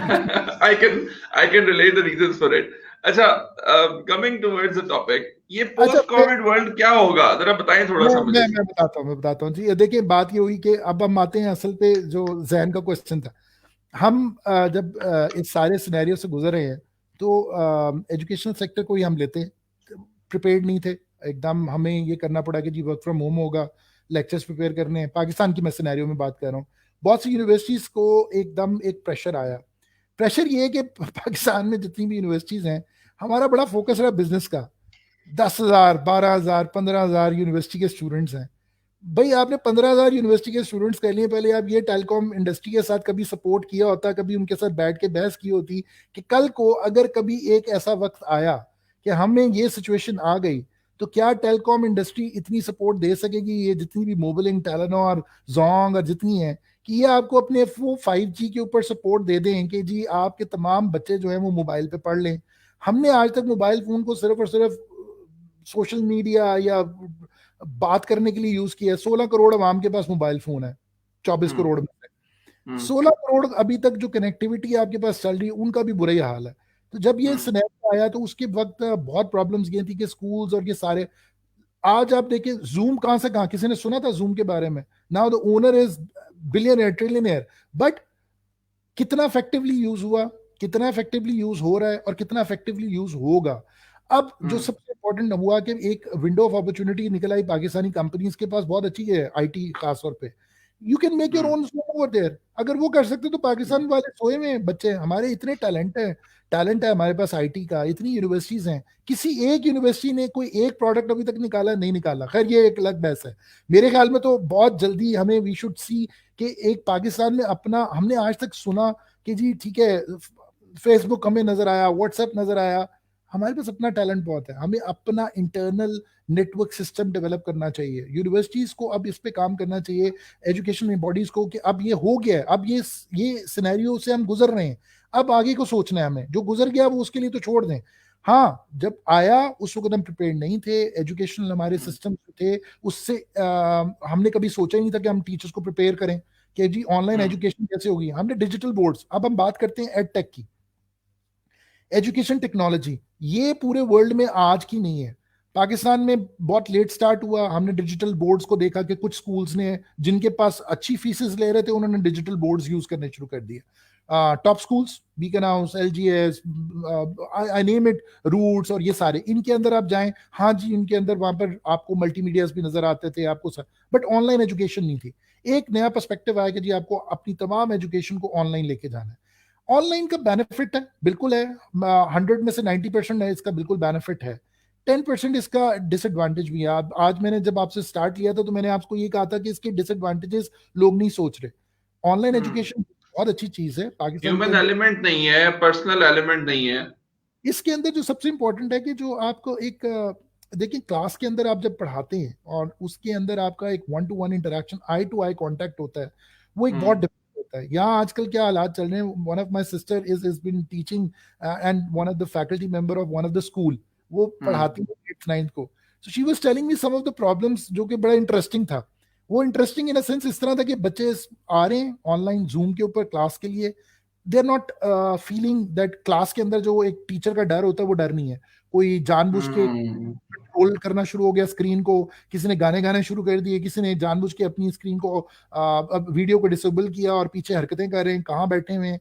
So this is something which is we are not, हम लोग ट्रेन ही नहीं कर पाए थे उनको। एकदम आया, हमने कहा ठीक है जी घर से क्लासेस शुरू कर लें। आपको पहले इसके लिए आपको लोगों को पहले एजुकेट करना था, टीचर्स को बहुत काम करना था कि उनको क्या स्टैंडर्ड्स उनको देने हैं स्टूडेंट्स को, जिस पैरामीटर के अंदर वो अपना लेक्चर अटेंड करेंगे। क्या स्टैंडर्ड होगा उनकी डिवाइसेस का, क्या स्टैंडर्ड होगा उनकी कनेक्टिविटी का, क्या स्टैंडर्ड होगा उनके लर्निंग ऑब्जेक्टिव्स का। देखिए, एक ट्रायंगल बनता है Daniyal, if you know and I know, एक ट्रायंगल के बगैर कभी एजुकेशन कामयाब नहीं होती। एजुकेशन कामयाब होती है आपकी लर्निंग से, टेक्नोलॉजी से, और देने वाले से, जो आपका टीचर है। जो दे रहे हैं वो क्या दे रहे हैं, जो लर्निंग ले रहे हैं जो स्टूडेंट है वो क्या ले रहा है, और टेक्नोलॉजी आपको क्या हेल्प आउट कर रही है। यही हम क्लासरूम सेटअप में करते थे। हम टेक्नोलॉजी को यूज कर रहे हैं, हम स्टूडेंट को लर्निंग प्लेटफॉर्म्स पे ला रहे हैं। अब वो सारा चला गया ऑनलाइन पे, डिजिटल प्लेटफॉर्म्स पे। अब डिजिटल प्लेटफॉर्म पर कंट्रोल जो है वो आपका कम हो गया। नो डाउट आप क्विजेस बना रहे हैं, चीजें बना रहे हैं। एक चीज तो अच्छी हुई, जितनी फैकल्टी थी उसको दोबारा से काम करना पड़ गया। Now this is something they have to revamp themselves. उन्हें अपने सारे सिस्टम्स बदलने पड़े। अब उनको प्रिपेयर होके आना था ऑनलाइन के लिए। ऑब्वियसली उसके लिए उनको अपने लेक्चर्स चेंज करने पड़े, जिन्होंने अपने लेक्चर्स कभी नहीं किए थे। मैंने बताया ना, एक ओल्ड पुराने जो लोग हैं, आप मतलब उनसे तो आप एक्सपेक्ट ही नहीं कर सकते कि वो इस तरफ आएंगे। अच्छा रशीद भाई, we got some very interesting. मैं सिर्फ बात खत्म कर लूं। अब आता है कि ये सिनेरियो यहाँ पर है, इस वक्त चल रहा है, अब होना क्या है। मेरे ख्याल में ये कि अब इंटरनेशनली जो मैं देख रहा हूँ, बहुत सी यूनिवर्सिटीज ने बहुत पहले काम शुरू कर लिया था। हम लोग पीछे हैं इन पाकिस्तान। बहुत से इंटरनेशनल इदारे जो थे, उन्होंने अपनी online education, skill development program, certifications program, कहीं ना कहीं से उन्होंने शॉर्ट प्रोग्राम्स के सूरत में डिप्लोमा प्रोग्राम्स को ऑनलाइन लाना शुरू कर दिया था। जिसकी बड़ी मिसाल आज मिलती है, फिनटेक के ऊपर आपको ऑक्सफोर्ड के कोर्सेज मिलते हैं, आपको डिजिटल मार्केटिंग के ऊपर आपको हार्वर्ड के कोर्सेज मिल जाते हैं। और वो सारे जितनी भी बड़ी बड़ी यूनिवर्सिटीज थी, उन्होंने अपने ऑनलाइन प्लेटफॉर्म्स पहले से बना लिए हुए थे और वो उसके ऊपर बड़े काम कर रहे थे। उनके लिए तो कोई प्रॉब्लम नहीं हुआ कि उनको अपने सिर्फ और सिर्फ ऑनलाइन जाना था क्लासेस के लिए। वो उन्होंने अपने चैनल सेट किए और अपना काम कर लिया।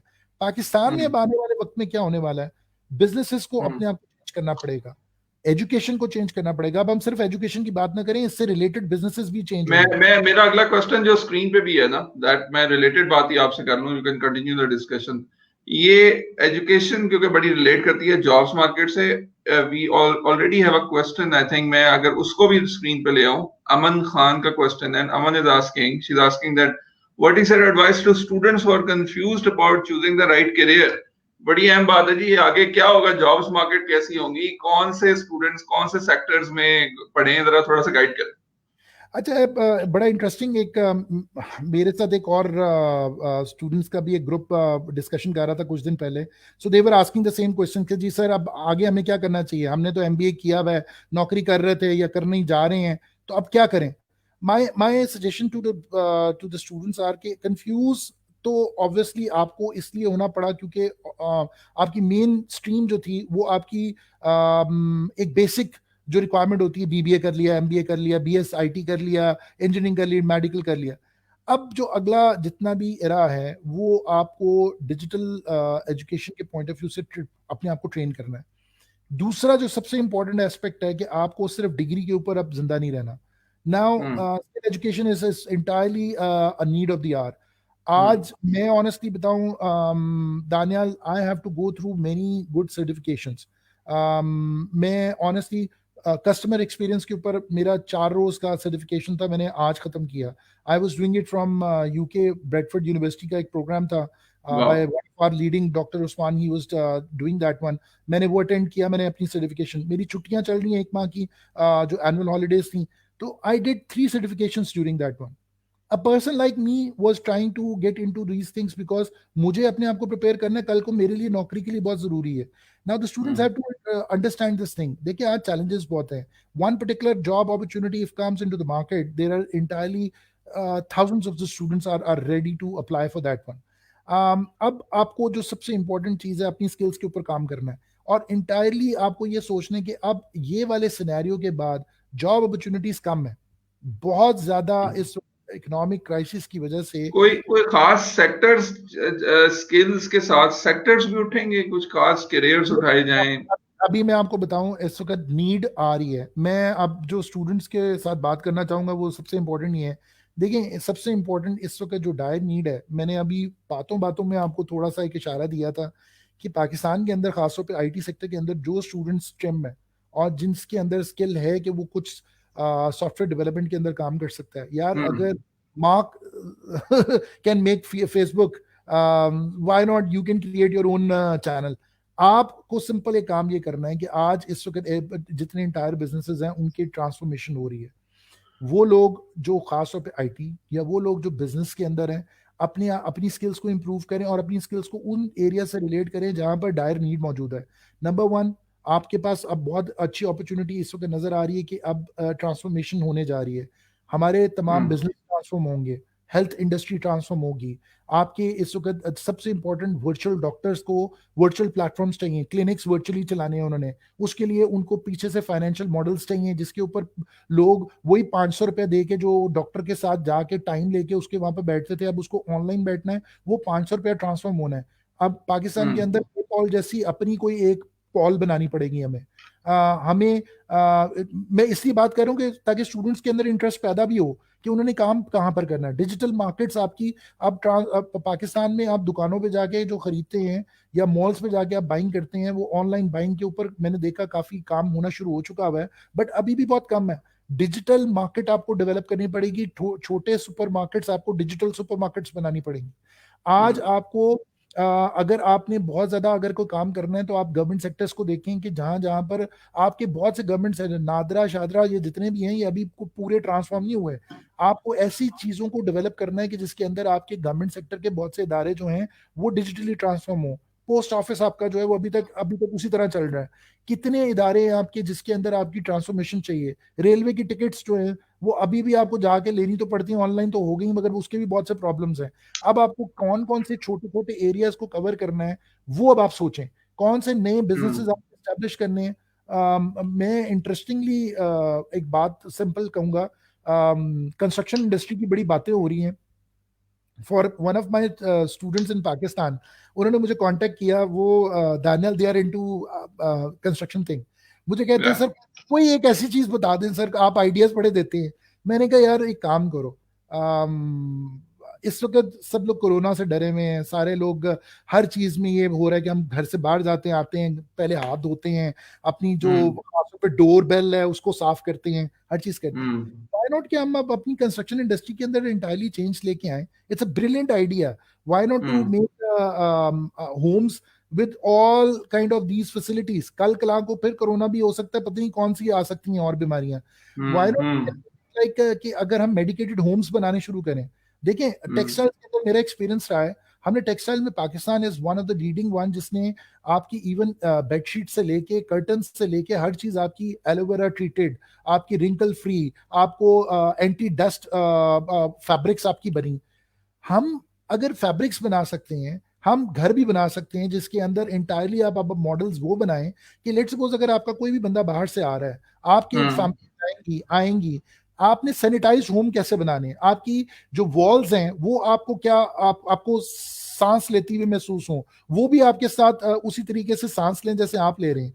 क्लीन एटमोसफेयर कैसे डेवलप करना है, फिर आपको क्लीन एनर्जी की बहुत ज्यादा इस वक्त डिमांड अब बढ़ती जाएगी, आपकी हाउस होल्ड प्रोडक्ट्स जो है वो ट्रांसफॉर्म होंगी अब आपकी सारी की सारी, बिकॉज अल्टीमेटली लिविंग स्टाइल अब बदल गया है। आप ऑफिसेज, अब किसी ने सोचा नहीं था पहले, मगर अब वो मुझसे पूछा था कि सर मैं घरों के डिजाइन क्या चेंज करूं, मैं कहा अब लाजमी तौर पे आपको एक स्टडी रूम के साथ साथ जिस तरह हम बनाते हैं आपको एक ऑफिस भी बनाना पड़ेगा फॉर पीपल लाइक अस, कि जिनके घर के अंदर एक कॉर्नर ऐसा हो जहां पर बच्चों से हट के आप बैठ के काम कर सकें, because now work from home is one good example. आपको इस तरह के सोफे चाहिए, आपको एक इंटायरली मॉडल चाहिए जिसके अंदर आपको लाइफस्टाइल को चेंज करना है। सो लाइफस्टाइल के ऊपर जो लोग काम नहीं कर रहे, मेरे ख्याल में आपको opportunities they should be working upon it. Rashid साहब, मैं टॉपिक से थोड़ा सा हटके सवाल करूंगा, लेकिन ये मैंने सोचा था आज मैंने आपसे सवाल करना है ये जरूर।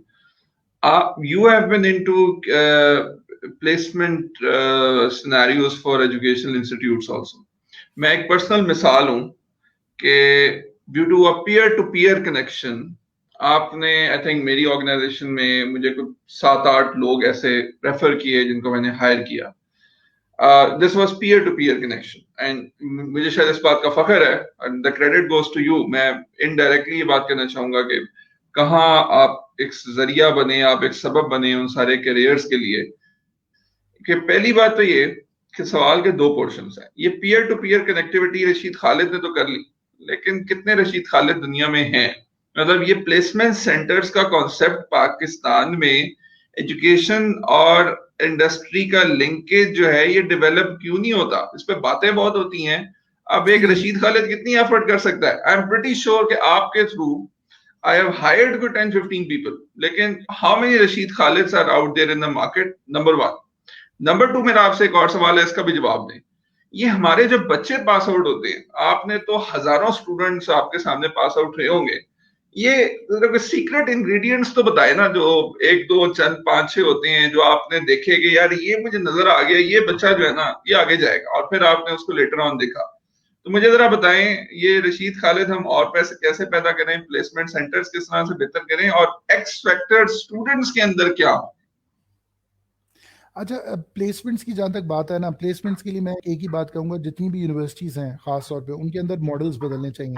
हमने बात की कमर्शियल एस्पेक्ट्स की, जिसके अंदर मैंने बात की कि अब चाहे एजुकेशनल इंस्टीट्यूट हो चाहे वो आपकी यूनिवर्सिटी हो, उनके अंदर भी कमर्शियल एस्पेक्ट्स के पॉइंट ऑफ व्यू से ऑफिसेज होने चाहिए। नंबर 1 सबसे इंपॉर्टेंट चीज़ है जो कनेक्टिविटी आपकी क्रिएट करेगी यूनिवर्सिटीज़ के लेवल पे, स्कूल्स के लेवल पे, कॉलेजेस के लेवल पे। नंबर 1 मोस्ट इंपॉर्टेंट 2 डिपार्टमेंट्स आप जरूर बनाएं, एक कॉर्पोरेट अफेयर्स और एक अलुमनाई। आपका जैसे कोई कॉर्पोरेट अफेयर्स का डिपार्टमेंट होएगा तो ऑटोमेटिकली आप अपने जितने भी मार्केट से रिलेटेड चीजें, खास तौर पे इंडस्ट्री से रिलेटेड, आप अपने उस बंदे को टारगेट्स दें कि आपने कुछ नहीं करना, आपने सिर्फ जाके लोगों से मिलना है, आपने अपने एजुकेशन इंस्टीट्यूट के अंदर जो प्रोडक्ट तैयार हो रही है उसके बारे में लोगों को बताना है और उनको कनेक्ट करना है। कैसे? कि उनको विजिट्स करवाएं। आप अपने स्कूल के बच्चों को लेके जाएं इंडस्ट्री के विजिट्स पे, आप अपने कॉलेजेस के स्टूडेंट्स को लेके जाएं इंडस्ट्री के विजिट्स पे, आप अपने यूनिवर्सिटी के स्टूडेंट्स की इंटरेक्शंस करवाएं, आप गेस्ट लेक्चर्स अरेंज करें, आप मुख्तलिफ सीईओज को कॉल अप करें, मुख्तलिफ लोगों को बुलाएं। ये पाकिस्तान में जब मॉडल हमारा अच्छा सेट हो सकेगा, जो आप देखेंगे इंटायरली आपकी प्लेसमेंट का इशू नहीं रहेगा।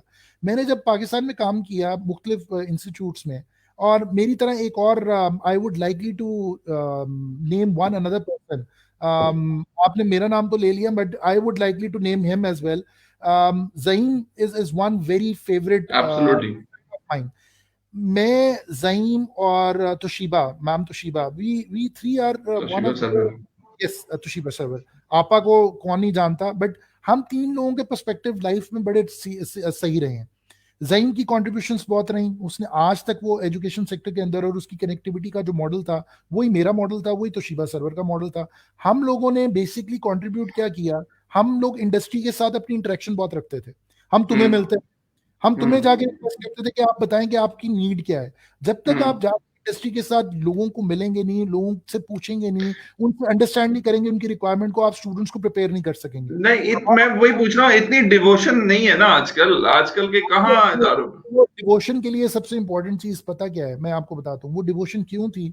उसकी रीजन ये थी कि जब जिन यूनिवर्सिटीज के अंदर से हम निकले हैं, हमारी एक रिस्पॉन्सिबिलिटी होती है हम जैसे लोगों की कि हम कुछ, वो कहते हैं ना, आप सारे रशीद खालिद नहीं पैदा कर सकते, सारे ज़हीम याकूब नहीं पैदा कर सकते, आपके अंदर सारे के सारे तोशीबा सरवर, सारे दानियाल भी नहीं आ सकते।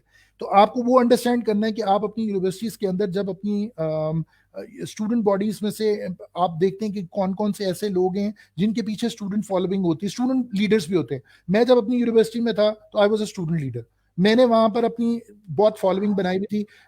कोई भी एक इवेंट करना होता था तो मेरी पूरी टीम होती थी। तो वो टीम जो थी, जब मैं बाहर निकला और मैं जब प्रैक्टिकल लाइफ में एज अ डायरेक्टर काम किया मैंने यूनिवर्सिटी में, मेरी वही टीम एज अ डायरेक्टर और वो स्टूडेंट्स की टीम हो गई।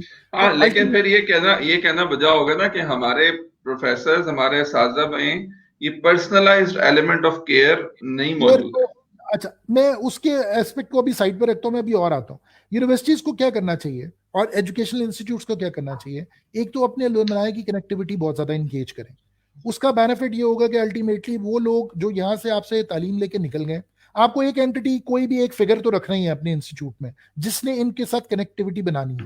ये दो ऑफिस जब आपके बन जाएंगे, चाहे वो स्कूल हो, स्कूल क्या करेगा, आज भी मैं अपने जहां से मैं पढ़ा हूँ क्रेसेंट मॉडल से, I contribute a lot in towards telling people and engaging people for my school. Crescent model की एक अपनी हिस्ट्री है, एचिसन की एक अपनी हिस्ट्री है। हम जहां से पढ़ के निकलते हैं, हमारी कंट्रीब्यूशन ये होती है कि हम लोगों में बात करते हैं। जैसे आज मैं उसका जिक्र कर रहा हूँ, ये मॉडल मैं अपने दोस्तों में करता हूँ। वो कहता है यार मैंने अपने बच्चे को दाखिल कराया, मैं कहता हूँ यार क्रेसेंट में जाकर दाखिल कराओ, because I studied from there. I feel कि वहां पर एजुकेशन अच्छी है, स्टूडेंट बना के निकालते हैं वो। अच्छा, वहां पर क्या आपका फैक्टर आएगा कि आप लोग सबसे पहले तो ये करें कि अपनी कनेक्टिविटी को इंक्रीज करवाएंगे। इंडस्ट्री में जब आपके अपने ग्रेजुएट्स होंगे, वो ऑटोमेटिकली अपने स्टूडेंट्स को प्रेफर करेंगे। यही काम हुआ जब मैंने तुम्हारे पास अपना एक स्टूडेंट इंगेज किया, उसने अगले 7-8 स्टूडेंट्स ऑटोमेटिकली इंटरव्यू करवाए, और अल्टीमेटली वो पूरी पूरी की पूरी एक टीम डेवलप हुई आपके पास कंपनी के अंदर। यही चीजें हमारे आज तक हुआ कि मेरे बहुत से दोस्त हैं, सैमसंग में उमर गुम्बन है, everybody knows in Lahore and Pakistan, Shahzad Ishaq है, बहुत से नाम मैं लेना शुरू करूंगा, यू नो देम बिकॉज वो बैंकर्स है, कोई कहीं पे बैठा, बट टॉप एंड पे बैठे। उन लोगों ने अपने नीचे एक काम किया, उन्होंने दे स्टार्ट एंगेजिंग, और ये एक जगह पर नहीं है, बहुत सी यूनिवर्सिटीज में ये हो रहा है। अब बात आती है कि यूनिवर्सिटीज के पर्सपेक्टिव क्या है, उनको मेरा जाती ख्याल ये कि हर यूनिवर्सिटी को अपने अंदर एक कमर्शियल ऑफिस खोलने चाहिए। अगर नहीं है, अगर हैं तो उनके अंदर एक ऐसे लोगों को एंगेज करें जिनका इंडस्ट्री के साथ इंटरेक्शन हो, इंडस्ट्री के साथ आपकी एंगेजमेंट हो, और आप अपने आने वाले वक्तों के लिए, अगर आप कहते हैं जो आपने फैक्टर्स को एस्टेब्लिश करना है, तो उसके अंदर प्रोजेक्ट्स लेके आए। जब तक आपकी इंडस्ट्री का प्रोजेक्ट आपके एजुकेशनल इंस्टीट्यूट्स के अंदर नहीं आएगा, आप प्लेसमेंट नहीं कर पाएंगे। हमारी कामयाबी क्या थी, हम स्टूडेंट्स के साथ डायरेक्ट इंटरेक्ट करते थे, हम स्टूडेंट्स को डायरेक्ट पिक करते थे। क्लास के अंदर पढ़ाना बहुत इंपॉर्टेंट होता है। मैं एज अ डायरेक्टर काम करता था, मैं सब पढ़ाता था। उसका बेनिफिट मुझे क्या होता था कि जब मेरे पास प्लेसमेंट ऑफिस में स्टूडेंट्स आता था, तो मुझे पता होता था कि कितने स्टूडेंट्स की कैपेसिटी क्या है और किस स्टूडेंट की कैपेसिटी के मुताबिक उसको कहाँ प्लेस करना है। मेरे पास वो एवरेज राइट। स्टूडेंट आता था जिसका 2.5 सीजीपीए है, बट उसकी कैपेसिटी ऐसी है कि वो किसी ऑर्गेनाइजेशन में काम कर सकता है। मैं इस बात का एक गवाह हूँ, and I want to share it with people. मुझे याद है कि एक दफा रशीद साहब, you came to my office and I think it was after work hours, we just sat down for a coffee and tea, और मैंने इनको कहा कि जी I am looking for somebody कि जो मेरी टीम का हिस्सा बने, कोई डायनेमिक किस्म का बंदा चाहिए। अच्छा, अब these sort of people would be required. I won't name the guy, लेकिन मुझे रशीद साहब ने एक बंदे की सीवी फौरन व्हाट्सएप की, या मुझे पता नहीं उस जमाने में वाइबर था क्या था, और मुझे सीवी दी कि यार ये इसको कर देना। मैंने कहा अच्छा चले मैं देख लेता हूँ। क्या नहीं, अभी कॉल करो। मुझे बड़ी अच्छी तरह से याद है, इट वाज अराउंड 6:30। आई नहीं, मैंने कहा अच्छा मैं देख रहा हूँ, नहीं नहीं अभी करो। अब that was the dedication, and मैं सबके सामने बात करता हूँ। I called up that guy and I called him up next day because based upon his recommendation, and went on to hire him. and right now I think he is one of the top gurus of his field right now. ये मैं नाम नहीं बताता, कुछ भेद रहते थे, लेकिन इस तरह के मेंटर्स हैं ना वो हमारे पास नहीं। रशीद भाई, बहुत सारे स्टूडेंट सुन रहे हैं, मेरी एक बड़ी रिक्वेस्ट है, सवाल का जरूर जवाब दें। ये सीक्रेट इंग्रेडिएंट्स तो बताए ना, जो आपने मुझे कहा कि मुझे 2.5 CGPA वाला मिल जाता था जो आगे था, ये सीक्रेट इंग्रेडिएंट्स कैसे पैदा करें जो आगे जाके देखिए लीडर्स बनाए? मैं आपको एक और बात बताऊं, हम लोग ना क्लासेस के अंदर, मैं आज तक अपने स्टूडेंट्स मेरे जितने सुन रहे हैं वो लोग जानते हैं, मैं हमेशा क्लास में कहता था never run for the grades. And I personally believe आज दुनिया भर में ग्रेड्स को कोई नहीं देखता, डिग्री को कोई नहीं देखता। आप मेरी बात लिख लें कि अब आने वाला ये कोविड-19 का दौर जो है ना, आपकी डिग्री वहां पर रखी हुई है। अगर आपके पास एक्सपीरियंस है, तुम्हें सिस्टम पे काम करना आता है, तुम्हें एक्सेल पे काम करना आता है, you can produce the business. आप, मैं बताऊं, वो लोग जो कि बीए किए हुए या एफए किए हुए लोग, वो खास तौर पे इंश्योरेंस कंपनीज के अंदर उनके पास इतना इतना आर्ट है कि वो बातों बातों में क्लाइंट को फंसा लेते हैं और अपनी इंश्योरेंस लेके आते हैं। They are much more successful as compare to the guy who has done his MBA and can't sell a product.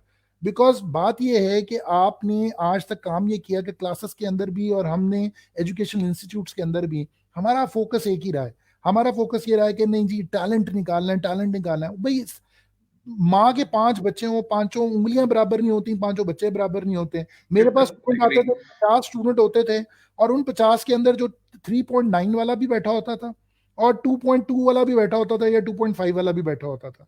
Honestly speaking, मैंने 2.5 वाले से ज्यादा काम कराया और वो सक्सेसफुली कहीं ना कहीं लग गया। और नहीं 3.5, तो आपने आपने उसकी रीजंस क्या देखी? अच्छी कम्युनिकेशन स्किल्स थी, नहीं नहीं नहीं, अच्छा बोलना था, प्रेजेंटेबिलिटी थी, क्या चीजें? 3-4 चीजें थी। एक वो ना टाटा बच्चे और बाटा बच्चे वाला काम हो जाएगा। Some people are go getters, some people are go getters. मेरे पास कई स्टूडेंट्स ऐसे थे जो कि बहुत एवरेज आउट स्टूडेंट्स थे। मैं ऑनेस्टली बताऊं, आज वो शेल में काम कर रहे हैं। एक मुझे एग्जांपल कोट करनी पड़ेगी एक स्टूडेंट की। आई डोंट नो आप उसका बिजनेस कैसा जा रहा है। He came to me and he said कि सर, बहुत टैलेंट था उसमें, he is a perfect guy for event management का। उसको शौक ही यही था, क्लास में भी कम पढ़ना, बट जितने इवेंट्स होने उन पे टॉप लाइन पे बैठ के वो काम कर रहा होता था। एक एक जो सबसे इंपॉर्टेंट चीज थी, ही always work on the sheet.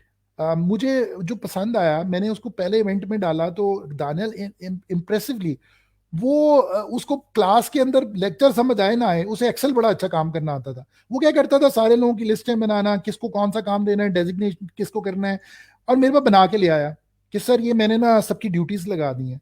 I eventually see him and I thought about it कि यार ये तो he has a fantastic kind of a role model for others to learn कि इवेंट्स को कैसे किया जाता है। जब वो ग्रेजुएट हुआ तो उसकी ग्रेजुएशन पे 2.65 था। उसके पेरेंट्स मेरे पास खड़े हो गए, कहते हैं जी अब इसके बारे में जो फैसला करना है आपने करना है, आपने इसको सारा वक्त इवेंट्स में डाल छोड़ा, कभी कुछ। मैंने कहा जी ठीक है, मेरी रिस्पॉन्सिबिलिटी है। मैंने उसके पेरेंट्स से पूछा आप चाहते क्या हैं, तो उसकी मदर ने कहा कि जी मैं तो ये चाहूंगी जी, प्लीज काइंडली आप इसको किसी बड़ी कंपनी में डालें, किसी बड़े बैंक में डालें। मैं कहा जी पहली तो बात ये कि ये बैंक में कहीं पे कामयाब नहीं होगा, ना ये किसी बड़ी कंपनी में कामयाब होगा।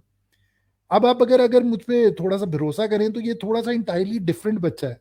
इसने अपनी फील्ड चुन ली हुई है, is very good in to event management business.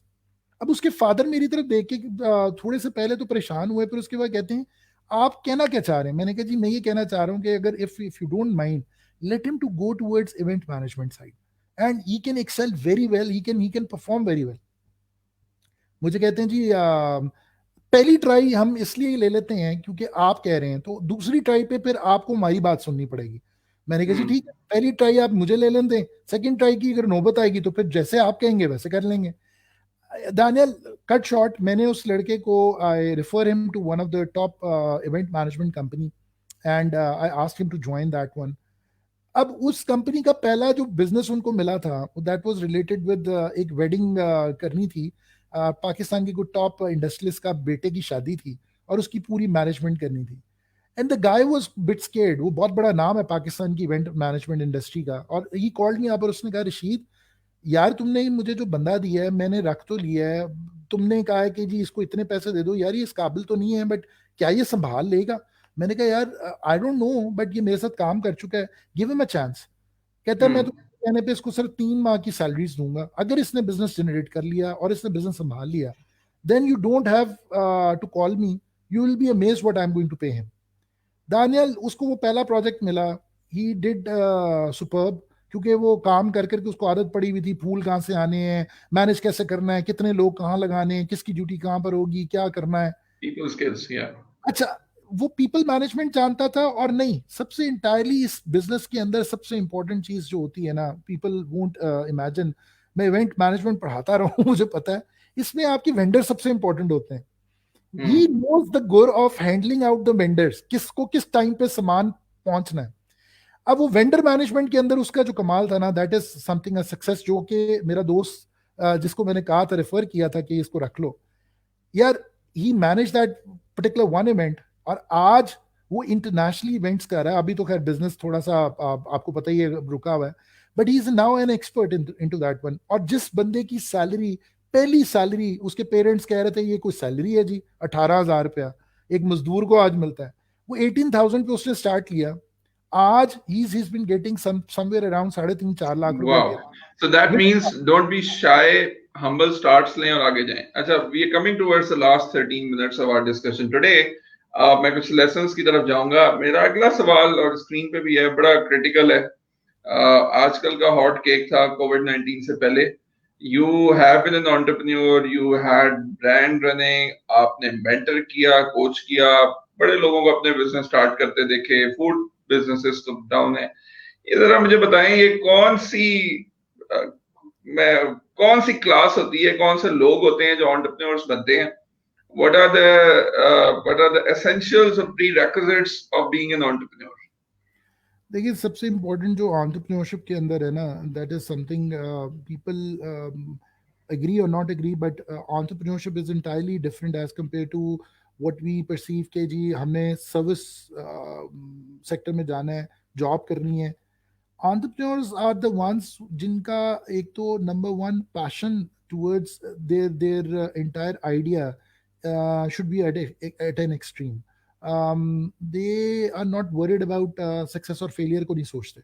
so जो आज तक मेरा एक्सपीरियंस रहा है, या मैं खुद भी entrepreneur हूँ, so if you start looking at the areas कि मैं इसमें सक्सेसफुल हूँगा या नहीं हूँगा, या अगर let's suppose that is somewhere, वो हर्डल अगर आपके दिमाग में है तो आप कभी एंटरप्रेन्योर नहीं बन सकते। The one guru objective of every entrepreneur should be that he should take a risk and to just try it for once. मेरा भी यही रहा कि मैंने आज तक जितने भी लोगों को गाइड किया है या जितने भी लोगों को बताया है, देखिए, calculated risk, good planning, good planning in a sense of their budgeting, their resources. आपको एंटरप्रेन्योरशिप के अंदर जो सबसे इंपॉर्टेंट चीज है, आप सबसे पहले तो ये असेस करें आपके अंदर कैपेबिलिटीज क्या है।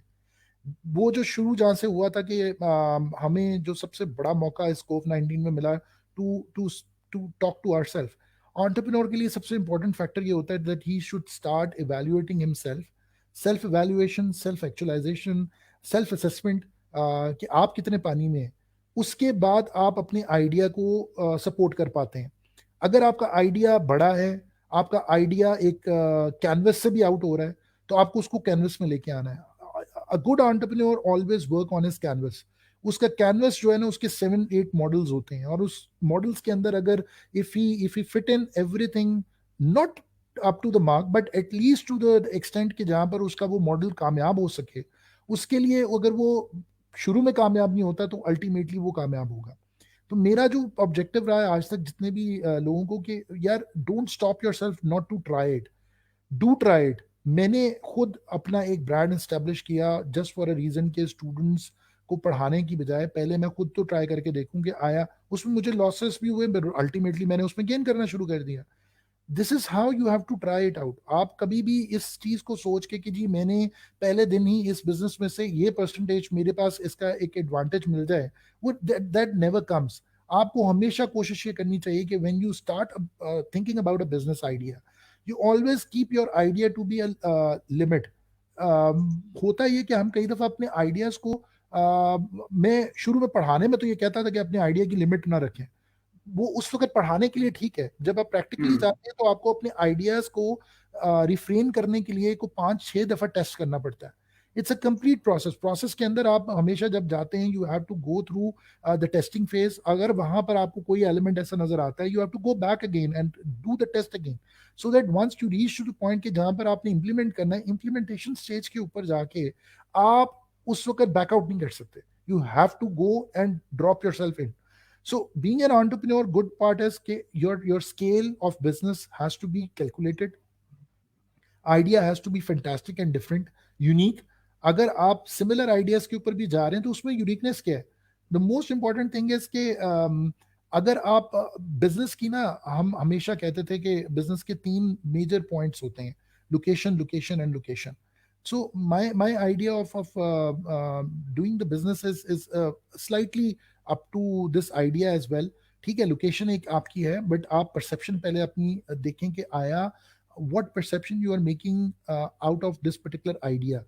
आया इस परसेप्शन के ऊपर एक्सेप्टेबिलिटी ऑफ योर बायर और acceptability of the market is there और नॉट. हम कई दफा ऐसी प्रोडक्ट सोच लेते हैं जिसके लिए मार्केट आपके लिए तैयार ही नहीं है. जैसे अगर ये कोविड-19 ना आया होता और इससे पहले अगर आप कुछ ऐसी मार्केट के लिए प्रोडक्ट्स तैयार कर रहे होते जिसकी शायद उस वक्त एक्सेप्टेबिलिटी इसलिए ना बनती क्योंकि माइट बी लोग उस तरफ सोच ही नहीं रहे थे. पाकिस्तान में एनर्जी क्राइसिस आए तो लोगों को हुआ कि अच्छा यार, मैं सोलर की तरफ सोचना शुरू करूं बिकॉज डीजल बहुत महंगा है, पेट्रोल बहुत महंगा है, जनरेटर्स बहुत महंगे पड़ेंगे, तो सोलर की तरफ गए लोग. आज अब आप देखें सोलर से आगे भी जा रहे हैं. यूनिवर्सिटीज के अंदर इंटायरली अब सोलर प्रोजेक्ट्स लग रहे हैं कि जी पूरी लाइट्स जो हैं, अभी आपने प्रोजेक्ट किया था उसमें बकायदा बहुत कॉस्ट सेविंग है. अब इसी को हम लेके चलते हैं तो आपने ये देखना है कि इंडस्ट्री पूरी की पूरी इस वक्त जो है वो आपकी डाइंग इंडस्ट्रीज कौन कौन सी हैं. मजे की आपको एक स्टडी, अब क्लोजिंग है क्योंकि इसलिए मैं बताता हूँ. आज तक जितने भी मेरे पास स्टूडेंट्स आते हैं और मुझसे पूछते हैं कि जी सर कोई टिप दें कौन सा बिजनेस किया जाए, मैं कहता हूँ यार जो डाई आउट हो रही है ना इंडस्ट्री, या जो डाई आउट हो गई है और किसी रीजन पे हुई है, उसके पहले देखो कि क्या रीजंस थे कि वो डाई आउट क्यों हुई, और उसमें देखो कि तुम्हारे पास अपॉर्चुनिटीज क्या है और क्या प्रोडक्ट को रिवाइज किया जा सकता है. मैंने बहुत प्रोडक्ट्स इस तरह की रिवाइज करवाई, मैंने बहुत नए नए बिजनेस आइडियाज लेके आए. मेरे एक स्टूडेंट का बिजनेस आइडिया वन किया उसने इंटरनेशनली. उन्होंने मेरे साथ काम किया था पिछली यूनिवर्सिटी में. We developed a very nice. देखिए टर्की के अंदर baklava is a very very interesting thing. तो हमने वॉल्स का बकलावा जो है वो टर्की में लॉन्च किया और वहां पर इस वक्त वो लॉन्च हुआ बाकायदा, और उन स्टूडेंट्स को क्रेडिट जाता है because they were the one who worked it out with me. It's only about the test and the product. हमने एक प्रोडक्ट को दूसरी प्रोडक्ट के साथ एंगेज करके अपना एक आइडिया इंप्लीमेंट कर दिया. लोग बहुत सोचते हैं पता नहीं जी एंटरप्रेन्योरशिप एक बहुत बड़ी तोप है या कोई चीज है, कुछ भी नहीं है. It's just finding out the areas, identify the area and then work it out on to it. आपने कुछ चीजों को एंगेज करना है और आपने अपना आइडिया डेवलप करके उसको मार्केट में इंप्लीमेंट करके देखना है. Now the Pakistani market needs a bit of entrepreneurial mindset now. हमारे यहाँ पर जो अब जो इंडस्ट्री है ना वो बिल्कुल आज तक डेवलप हो ही नहीं पाई. हमने प्लान 9 देखा, शुरू हुआ, नाकाम. इस वजह से नहीं हुआ कि लोग अच्छे नहीं थे, नाकाम इस वजह से हुआ कि उसमें बहुत सी हमारे अपने पॉलिटिकल एस्पेक्ट्स और बहुत सी ऐसी चीजें आ गई जिसकी वजह से डाई आउट हो गए. मेरा मकसद ये है कि अब यूनिवर्सिटीज के अंदर एंटरप्रेन्योरल जो कॉन्सेप्ट्स हैं वो डेवलप करने के लिए बहुत जरूरी है कि आप उनके अंदर और खास तौर पे अब तो वेस्ट में तो कोई और काम हो रहा है. हमारे पाकिस्तान में चलें यूनिवर्सिटीज में अब ये शुरू हुआ है. वेस्ट में तो बकायदा स्कूल्स के अंदर एंटरप्रेन्योरल कॉन्सेप्ट्स आते हैं. वहां पर बड़ी बड़ी इंडस्ट्रीज जो है वो आइडियाज डेवलप कराती हैं स्कूल्स के अंदर जाके, फ्रेश बच्चों के माइंड सेट से. बच्चे क्या सोच रहे हैं पाकिस्तान में अभी. एक उस दिन स्टूडेंट्स बात कर रहे थे, कहते हैं कि सर आप कोई एक आइडिया दें. मैंने कहा टॉय इंडस्ट्री पे काम करो. सर टॉय इंडस्ट्री पे? मैंने कहा यस. आपने आज तक नहीं सोचा पाकिस्तान के अंदर मेड इन चाइना हम टॉयज बेच रहे हैं, आपके पास क्या है खुद का? मैंने यूके में दानियल काम किया with one of the top line incubator centre के साथ, इंक्यूबेशन सेंटर के साथ.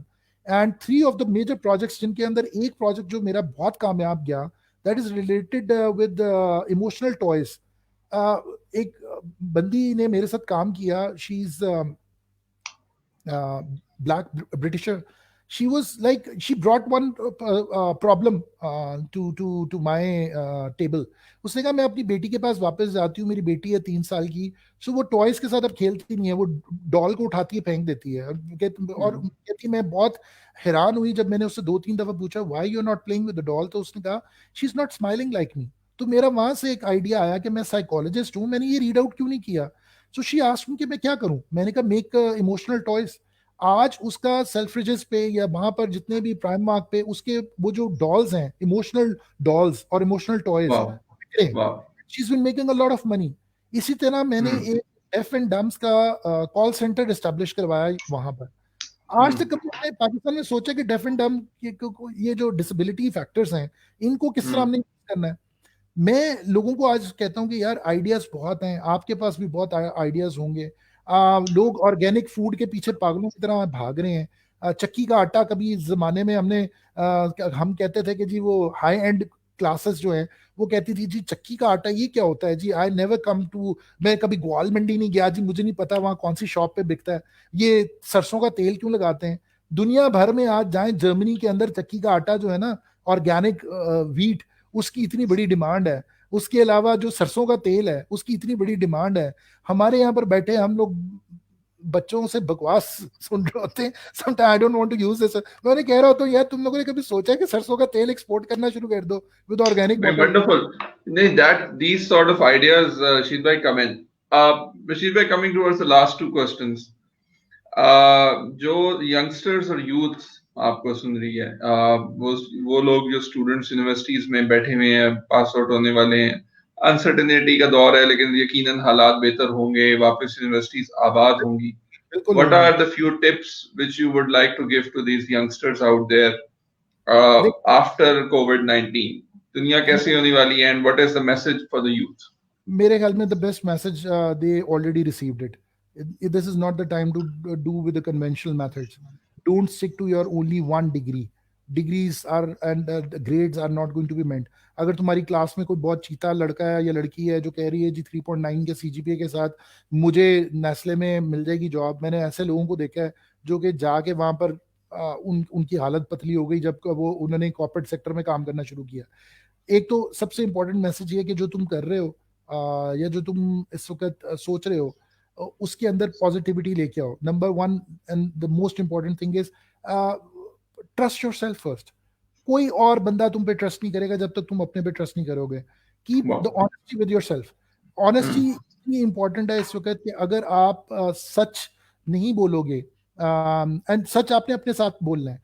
आप जब जाते हैं इंटरव्यू के लिए तो आप फैब्रिकेटेड चीजें मत बोलो। आई रिमेम्बर दानियाल सिद्दीकी जब इंटरव्यू लेता था तो वो यही बात कहता था कि मुझे ये बताओ तुम्हें काम क्या करना आता है, फिर उसमें से चीजें सोची जा सकती हैं कि तुमसे काम क्या लेना है। आप Hmm. ऑनेस्ट रहें जब आप अपने इंटरव्यू के लिए प्रिपेयर करके जाएं। डोंट थिंक कि वहां पर 1,000 लोग बैठे हुए हैं जिनके साथ आपका इंटरव्यू होना है तो आप you will be the last one to be chosen. No, you will be the first one to be chosen because be an honest. Go inside and tell them that this is what you are and this is what you can Hmm. Contribute. जब आज दुनिया जो है ना वो पूरी की पूरी ये सुनना चाहती है कि आप उनके लिए क्या कर सकते हैं। सो पहले तो Hmm. इंपॉर्टेंट चीज है आप अपने लिए क्या कर सकते हैं। First you have to save your self and then to save others. तो पहले आप अपने साथ ये क्वेश्चन लगाएं कि आप खुद क्या कुछ अपने साथ कर रहे हैं, आप कितने प्रिपेयर्ड। Wonderful. मेरे ख्याल में प्रेपरेशन एक ही है। अपनी प्लानिंग के अंदर सबसे इंपॉर्टेंट चीज ये डालो कि डिग्री के अलावा चीजों को देखो। आज जो सबसे ज्यादा इंपॉर्टेंट रिक्वायरमेंट्स आ रही हैं वो प्रोफेशनल स्किल्स आ रही हैं। Prepare your self for the professional skills. Try to be simple अपनी लाइफ में। प्लीज फैब्रिकेटेड चीजों को छोड़ दो। मैंने पिछले 4 महीने से मेरे ख्याल में शॉपिंग नहीं की। अपनी लाइफ में से वो फैब्रिकेशंस को अलहदा कर दो जिसके अंदर नीड्स अपनी जो है ना वो इतनी आपने ऊपर रखी हुई हैं। फैसिनेशंस अपनी इतनी ज्यादा बढ़ा ली हुई हैं। फैसिनेशंस को कम करो। इस कोविड-19 ने आपको सिंपल रहना सिखाया है। अल्लाह ताला ने आपको एक बहुत अच्छा मौका दिया है to come to the simplicity, to come to the natural way. आपको चाहिए कि आप अपने नेचुरल अपनी एबिलिटीज के ऊपर जाएं। आपको बोलना आता है, उसमें सोचो क्या चीज अपनी डेवलप कर सकते हो। आपको Hmm. कंप्यूटर के घी को उसके अंदर क्या कर सकते हो। एक मोबाइल फोन तुम्हारे पास है, इससे क्या चीज ले सकते हो। लोगों ने आज अपने मोबाइल फोन अपनी चीजें अपनी गैजेट से चीजें सीखना शुरू की हैं। आप लोगों Hmm. को अपना लर्निंग कर्व चेंज करना है। अपने आप को उन चीजों में जो कन्वेंशनल मेथड्स है उनमें से निकालो। ट्राई टू लर्न कि जिसके अंदर, और दूसरी सबसे इंपॉर्टेंट चीज, अपने अंदर से please kindly one last message, अपने अंदर से प्लीज काइंडली वो एक चीज मार दें कि आपको आप कुछ हैं। आप कुछ भी नहीं है। आज आपको ये चीज समझ आ जानी चाहिए, मैं भी कुछ नहीं हूं ना दानियाल है। हम सबको इस टाइम ने बहुत कुछ सिखा दिया है। टाइम आपको सिखा रहा Hmm. है। You are nothing. Hmm. आपका पैसा, आपके बाप का पैसा, आप क्या अपना कोई स्टेटस कुछ भी नहीं है, आपको स्टेटस बनाना है। आप इस वक्त सब लोग at the point of zero पे हैं, आपको वहां से अपनी डायरेक्शन लेनी है, डायरेक्शन कोई नहीं देगा। ये वही चीज है कि जो अल्लाह ने आपको एक एक एक मैसेज दिया है कि जब हमने इस दुनिया से जाना है तो हम अपनी कब्र से खुद उठाए जाएंगे और हम अपने हाँ, हिसाब खुद देंगे, किसी ने हमारा हिसाब नहीं देना। You have to prepare wonderful. Yourself for every question, you have to prepare yourself for every challenge. Challenges are there, और मैं आपको ये बता दूं कोविड-19 के बाद चैलेंजेस बहुत बढ़ गए हैं। आज पूरी की पूरी कन्वेंशनल ऑर्गेनाइजेशन सुकड़ती जा रही हैं, यूनिवर्सिटीज अब यूनिवर्सिटीज नहीं रहेंगी, माइंड इट। ये बड़ी बड़ी बिल्डिंग्स जो हैं ये अब श्रिंक होने जा रही हैं। ये इतनी बड़ी बड़ी इन्वेस्टमेंट जो एसेट मैनेजमेंट की हुई थी, ये इन्वेस्टमेंट्स अब क्लटर्स बनेंगे। अब आपको क्लासरूम से ज्यादा आपको बिजनेस इंक्यूबेट्स चाहिए अंदर। अब यूनिवर्सिटीज को सोचना चाहिए, जो इतनी बड़ी बिल्डिंग्स बना ली थी जिनमें लेक्चर रूम्स रखे हुए थे, अब आपको ये सोचना है कि बहुत से आपके स्टूडेंट्स, वो स्टूडेंट्स भी आपके अट्रैक्ट होंगे जिनको आपको काम पे लगाना है। अब जो अट्रैक्शन एक बहुत बड़ी आ रही है कि आप काम भी कर सकते हैं, ऑनलाइन एजुकेशन भी ले सकते हैं, आप शाम को अपने लेक्चर्स ऑनलाइन ले सकते हैं, आपको यूनिवर्सिटी के लिए ट्रेवल नहीं करना पड़ेगा, आप अपनी ओजोन को बचा सकते हैं, अपनी इन्वायरमेंट को बचा सकते हैं। आप अब ऑर्गेनाइजेशंस को भी अपने काम को स्प्लिट करना पड़ेगा और लोगों पे ट्रस्ट करना पड़ेगा, लोगों को निकाल देने से कोई फायदा नहीं है। एक और बहुत बड़ा लास्ट में पॉइंट बोलता जाऊं, जो ऑर्गेनाइजेशंस ये सोच रही हैं कि लोगों को निकालने के बाद फाइनेंशियली वो अपने आप को स्टेबल कर लेंगी, वो इंस्टेबिलिटी की तरफ जाएंगी, क्योंकि उसके Agree. Very लोगों valid point. लोगों के बगैर आप ऑर्गेनाइजेशंस को नहीं चला सकते। जिन ऑर्गेनाइजेशंस ने अब तक अपने लोगों को इंगेज किया है, आप मेरे दिन ये मेरी अल्फाज लिख लें, वो ऑर्गेनाइजेशंस आगे आने वाले वक्त के चैलेंजेस को काउंटर कर पाएंगी। Very अगर आप true. ये समझ रहे हैं कि technology can replace the human things, technology बनाने वाला भी ह्यूमन ही था। और ये भी मैं बता दूं, ये वायरस, ये सारी चीजें, ये सब कुछ काउंटर जो है ना, ये ऐसे नहीं होंगी जब तक आप अपने माइंडसेट को नहीं बदल लेंगे, जब तक आप इस्तिकामत की तरफ नहीं आएंगे। आप अपने किसी भी, जिस बंदे का जो भी बिलीफ है रिलीजन का, आप अपने रिलीजन से इंटैक्ट नहीं होंगे, आप अपने खास तौर पे रिलेशनशिप्स के साथ इंटैक्ट नहीं होंगे, यू कैन नॉट इवॉल्व। आपका ये जो Wonderful. टाइटल है ना, this is very important, people have to evolve themselves, this is something very important for everybody. Try to be your self first. आप दुनिया में सबसे इंपॉर्टेंट काम ये करें, ह्यूमैनिटी के बारे में सोचें। आज अगर मैं लास्ट मैसेज दूंगा, अगर आपके पास एक दो वक्त का खाना है तो किसी एक वक्त का किसी और का पूरा कर दें, अल्लाह आपका रिस्क नहीं रोकने वाला। You get your risk bye virtue of that particular one human kind का जो एक फैक्टर है, आज वो करना सीख लो। और ये हमारे स्टूडेंट्स जो हैं, they can be a big change. अगर आज आप अपनी कॉन्ट्रीब्यूशंस देना शुरू करोगे, कल कॉन्ट्रीब्यूशंस के इवज में ना तुम्हारी नौकरी कहीं जाने वाली है, ना तुम्हारा टैलेंट कहीं जाने वाला है। Start contributing, start sharing, because sharing is caring. No, that's an amazing message. Especially, I love the message which you gave for all the people, organizations जो लोगों को निकाल रहे हैं. Keep them there. There will be good times coming in. Rashid bhai, bundle of thanks. Last part, जो लोग निकाल रहे हैं उनको ये ज्यूम करना चाहिए कि उन्हीं लोगों की वजह से उनकी ऑर्गेनाइजेशन चल रही थी। और एक और फैक्टर, आज अगर आप अपने एम्प्लॉइज पे ट्रस्ट करेंगे, उनको फेथ देंगे, मैं आपको बता दूं ये सिचुएशन आई है जिसपे आपके एम्प्लॉइज टेस्ट हो रहे हैं, वो आपके लिए अब जो कुछ करेंगे इस सिचुएशन के बाद, अगर आपने उनको कंटिन्यू करवाया, वो कोई एम्प्लॉय, वो कहते हैं ना कि जी आप कितने सिंसियर हैं ऑर्गेनाइजेशन के साथ, अब सिंसेरिटी का चेक है। अब आप अगर उनको अपने साथ लेके चलेंगे, they will die for this organisation because you care for them during this situation. Very, very, very, very thoughtful message. Wonderful. Shid bhai, it was a pleasure talking to you, and I think we are not done. अभी हमारा बातों का पेट नहीं भरा, लेकिन I think we will have another session within Ramzan to continue on our amazing discussion that you had. It was wonderful talking to you, Thank you. and thanks a lot for enlightening us with such grateful thoughts. I have been looking at the people are writing, giving me inbox comments. Amazing session. Thank you I very would much, love to, Rashid sir. I would love to have those comments with myself. मुझे time नहीं मिला ना, मैं शायद मैं Facebook live ही नहीं share कर सका, मैं बाद में करूंगा, but once you Right.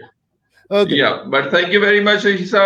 It was amazing and a great talking to you, and we'll catch up very soon. But thanks a lot. बहुत शुक्रिया जी आपका. Stay safe, stay blessed with your families, and continue continue with praying to Allah that we should be out of this particular thing. Allah is the only one and the great to take us out. Thank you. Thanks a lot. Wonderful.